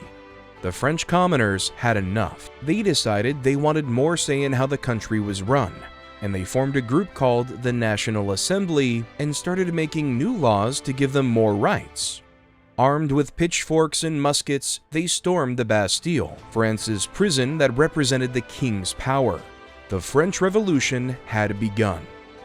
Headed by Maximilien Robespierre, the symbol of the revolution was created, the Madame Guillotine, an invention meant to make execution quick and humane in the crowded squares of Paris. It claimed more than 15,000 lives, eventually even beheading the king and queen themselves. After, the people of France voted in Maximilien Robespierre. However, in a twist of fate, Robespierre became known as a ruthless and uncompromising figure. Soon, thousands of people were arrested, tried, and executed for crimes against the revolution. The people grew tired of the violence. The French had revolted once before and would do so again against the man they once called a hero. Ironically, Robespierre was taken to the guillotine and executed. The French Revolution forever transformed France, laying the foundation for democracy, individual rights, and the end of absolute monarchy.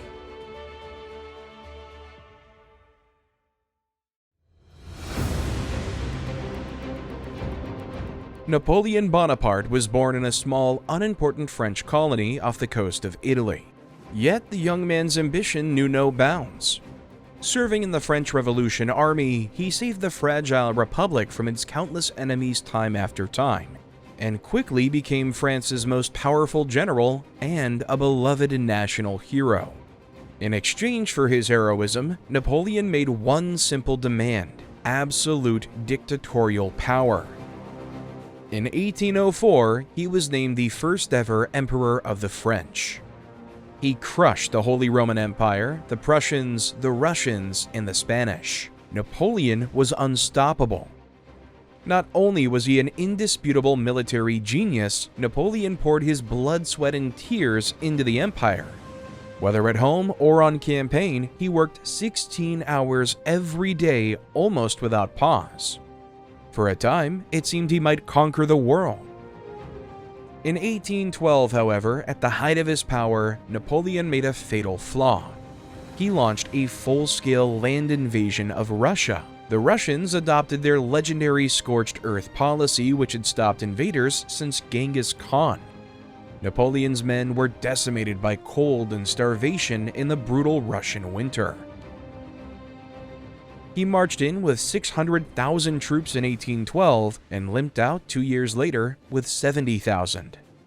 The European powers seized the opportunity to rise up and crushed what remained of Napoleon's forces, sending him into exile in 1814. The irrepressible general returned to France the very next year, however, rallying an army of 300,000 to his banner. In the legendary 100 Days, he inflicted several crushing defeats to the allied European powers, and for a moment, it looked as though he might reclaim his empire. Yet, at the Battle of Waterloo on June 18, 1815, he was unable to defeat the English general Wellington.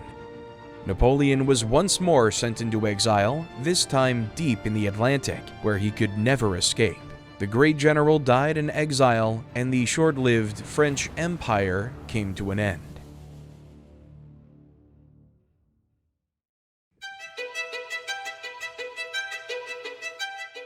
A new age was upon humanity, the Industrial Revolution. It began in England, where inventions like the spinning jenny fundamentally overhauled manufacturing throughout the 1700s. Processes that had been done by hand for millennia were now automated, eliminating the need for costly employees. The invention of the steam engine took these automatons to an unprecedented scale, mankind's first factories. It also led to a revolution in transit. Horses were replaced by automobiles and massive freight trains. It didn't take long for the rest of the world to follow England's example.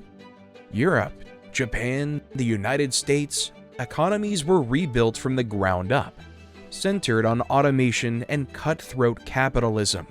The modern world was born.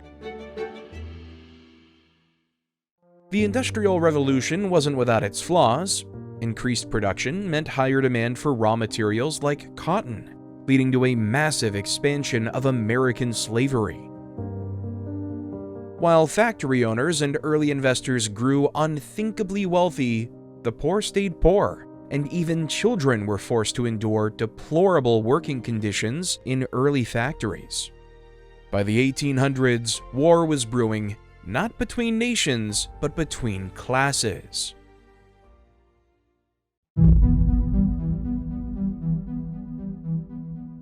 Among those horrified by England's Industrial Revolution was a young writer named Karl Marx. Marx moved from Germany to England in 1849 to witness the birthplace of industry firsthand. It was here that he composed his magnum opus, Das Kapital. Over 3,000 pages in length, Das Kapital remains one of the most compelling, comprehensive works of philosophy ever composed. It frames all of human history as a war between classes. The working class, called the proletariat, is consistently exploited by the bourgeois, the business-owning elite. Marx called for a global revolution, the replacement of unjust capitalism with communism, where all people are equal and deserve equal rights and opportunities. Soon, it inspired violent revolutions across the world, and centuries of ideological warfare.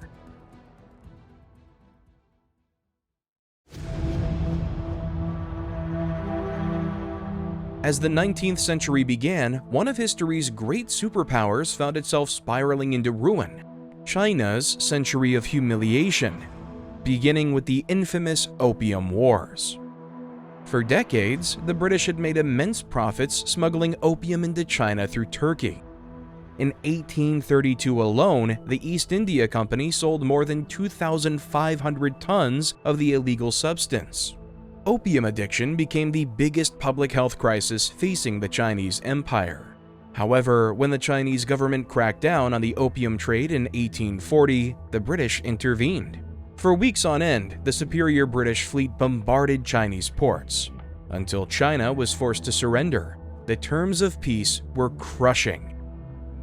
The British seized the city of Hong Kong, which would remain a British colony until 1997. The Chinese government was also forced to open its borders to the opium trade, and worst of all, was forced to pay reparations for the financial damages they had done to British opium dealers. In today's currency, the reparations paid exceed $1 billion. In the wake of the humiliating defeat, the Chinese government began to lose control of its people. The land was ripe for revolution. In 1850, it finally came. The Taiping Rebellion, the bloodiest revolution in history and one of the strangest. The rebel leader Hung Shuchuan proclaimed himself to be the brother of Jesus Christ. He declared a new religious state in eastern China, the Heavenly Kingdom, and with his zealous legions soon ruled over more than 30 million citizens. The central Chinese government would eventually put down the Taiping Rebellion, but at a cost. 14 years and more than 20 million dead.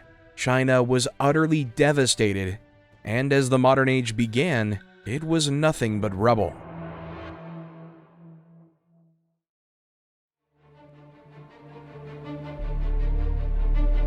The United States, meanwhile, faced civil strife of its own. Having expanded their borders from coast to coast, a clear division had emerged in the nation. The North was industrialized, coming to adopt liberal values in massive cultural centers like New York City. The Southern states, on the other hand, were agrarian. They made their money harvesting natural resources on the backs of slaves.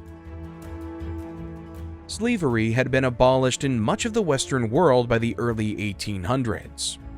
Before long, the moral crisis began to plague the educated North. A politician rose through the ranks, giving voice to the abolitionist movement, Abraham Lincoln. When Lincoln was elected president in 1860, the Southern states were so outraged that they declared themselves independent and attacked the North. The American Civil War had begun. The fighting was bloody, with more than 1 million lives claimed. But in the end, the industrialized North triumphed decisively. In 1865, the USA was reunified. In his legendary Emancipation Proclamation, Lincoln abolished slavery in the United States, a massive leap forward on the path to equality. But the war had taken a toll on Abraham Lincoln, and for him, things would only get worse. Just 5 days after bringing an end to the Civil War, Abraham Lincoln was assassinated. His nation would live on thanks to his tremendous effort.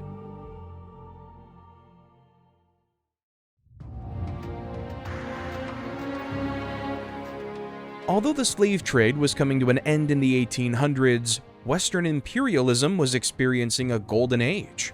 The most contested colonial prize, Africa.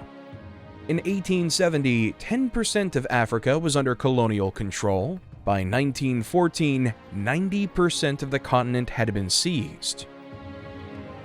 The Western European powers fought bitterly to take more of the continent, giving rise to the so-called Scramble for Africa. While the French reigned supreme in the north, holding colonies like Morocco and Tunisia into the late 1900s, the British and Belgians competed for the south. In the Congo, Belgian colonists went to such brutal extremes to harvest ivory and rubber that 75% of the Congolese population was wiped out. 12 million lives in just 20 years.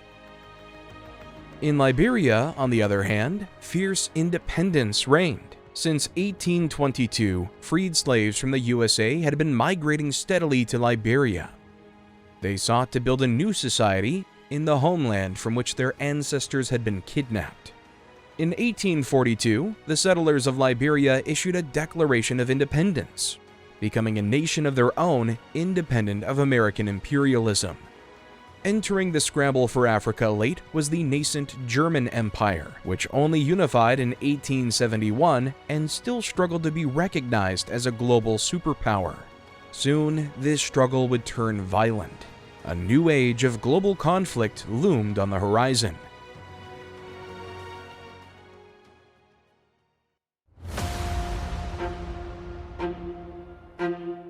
By 1914, Europe was on the brink of destruction. It began with nationalism. Great Britain resented the meteoric rise of the Germans, who were building an empire of their own and surpassing the British in naval might. To keep Germany in check, the British allied with the French monarchy, the Russian Empire, and the Kingdom of Serbia. Germany then formed an alliance of its own with the Kingdom of Italy, the decaying Ottoman Empire, and the Austrians. The fuse was set. All that was missing was a spark. On June 28, 1914, a Serbian citizen assassinated the heir to the Austrian throne. The Austrians declared war on Serbia, both alliances were automatically dragged in, and Europe found itself at war. For the first time ever, the world saw modern industrialized warfare. Airplanes, tanks, submarines, machine guns, poison gas, and even flamethrowers became tools of mass death. 4 years later, 22 million lay dead. Having lost the war, Germany was forced to take the entire blame for its outbreak and to pay crushing reparations. France was utterly decimated economically and terrified of another German invasion. In Russia, the Revolutionary Communist Party seized control in 1917. Murdering the royal family, the Bolsheviks abolished the monarchy and created what would soon become the Soviet Union. The European psyche was scarred. Modern art emerged to express the fundamental horror everyone was feeling. Strange, abstract pieces like Picasso's Guernica. The modern world would never be the same.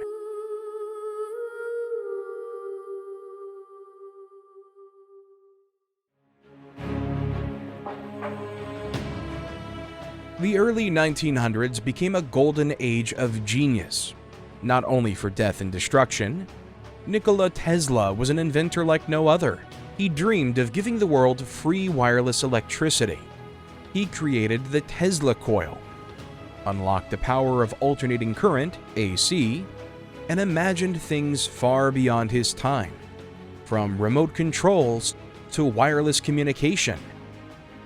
Thomas Edison, Tesla's rival, gave the world the electric light bulb and recorded sound for the first time.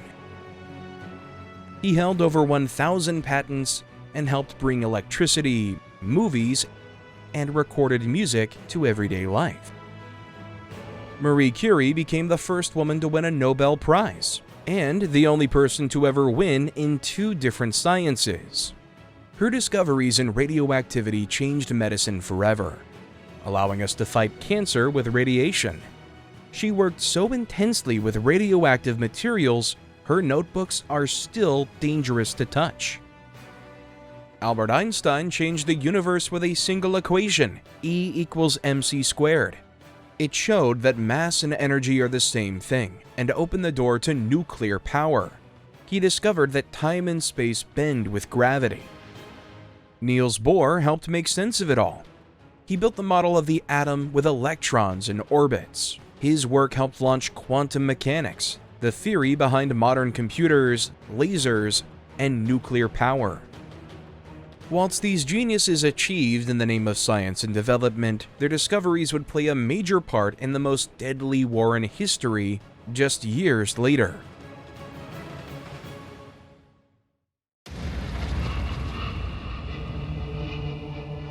The most brutally effective dictator of the 1900s, and perhaps of all human history, was Adolf Hitler. Rising up from the gutters of post-war Germany, Hitler rallied the entire nation behind his cause, the Nazi Party.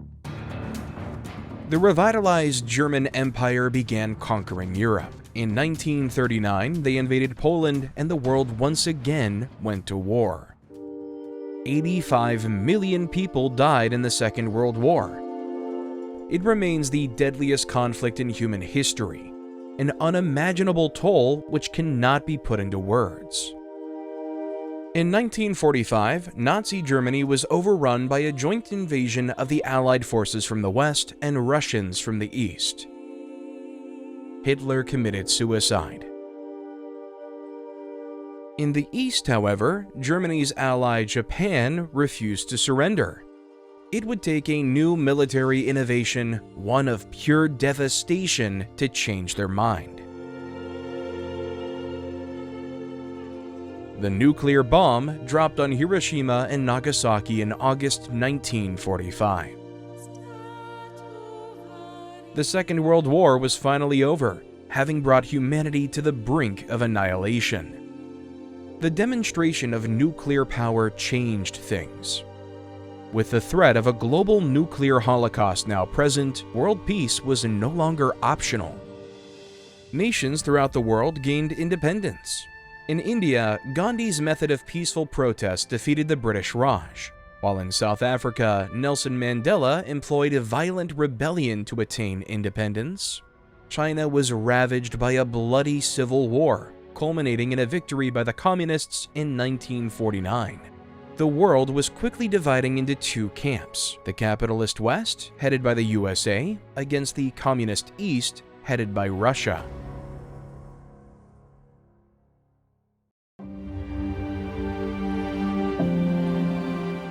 From 1945 to 1989, Russia and the US vied bitterly to prove who was better. This was primarily fought in a new uncharted arena, outer space. In 1957, the Russians launched Sputnik, the first satellite to reach outer space. In 1969, the Americans traveled to the moon. The spirit of competition which pervaded the space race led to a global technological revolution. The computer, the wireless phone, the internet. Although not all revolutions were about technology. The next generation of women across the world would rise up, organizing protests, breaking barriers, and demanding equal rights and representation despite fierce opposition and societal pushback. By the end of the century, women had firmly established themselves across all sectors of society. Similar movements regarding racism and civil rights would take strides, with prominent figures from across the world like Martin Luther King Jr. and Nelson Mandela fighting for equality. By the century's close, a growing global movement toward human rights and social justice was more widespread than ever before.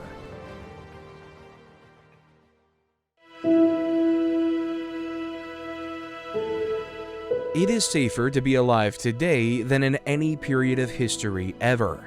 With a population of over 8 billion people and over 5 billion internet users, the world has never been more connected than it is now. In 2007, Steve Jobs would step up onto the stage and unveil a device that would redefine humanity: the iPhone. This moment marked the dawn of the smartphone era. Life itself would be reconstructed around these handheld devices.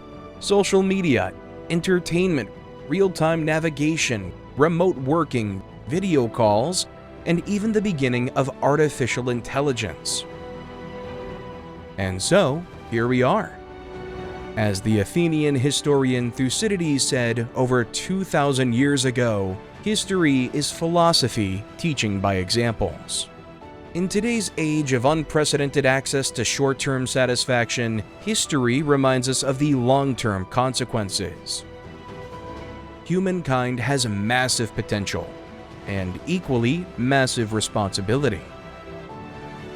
From the cities of Sumeria to the Egyptian pyramids, from the Colosseum to the Great Wall of China, from the Taj Mahal to the countless skyscrapers of today, given another 10,000 years to wander the Earth, there's no telling what human civilization will become.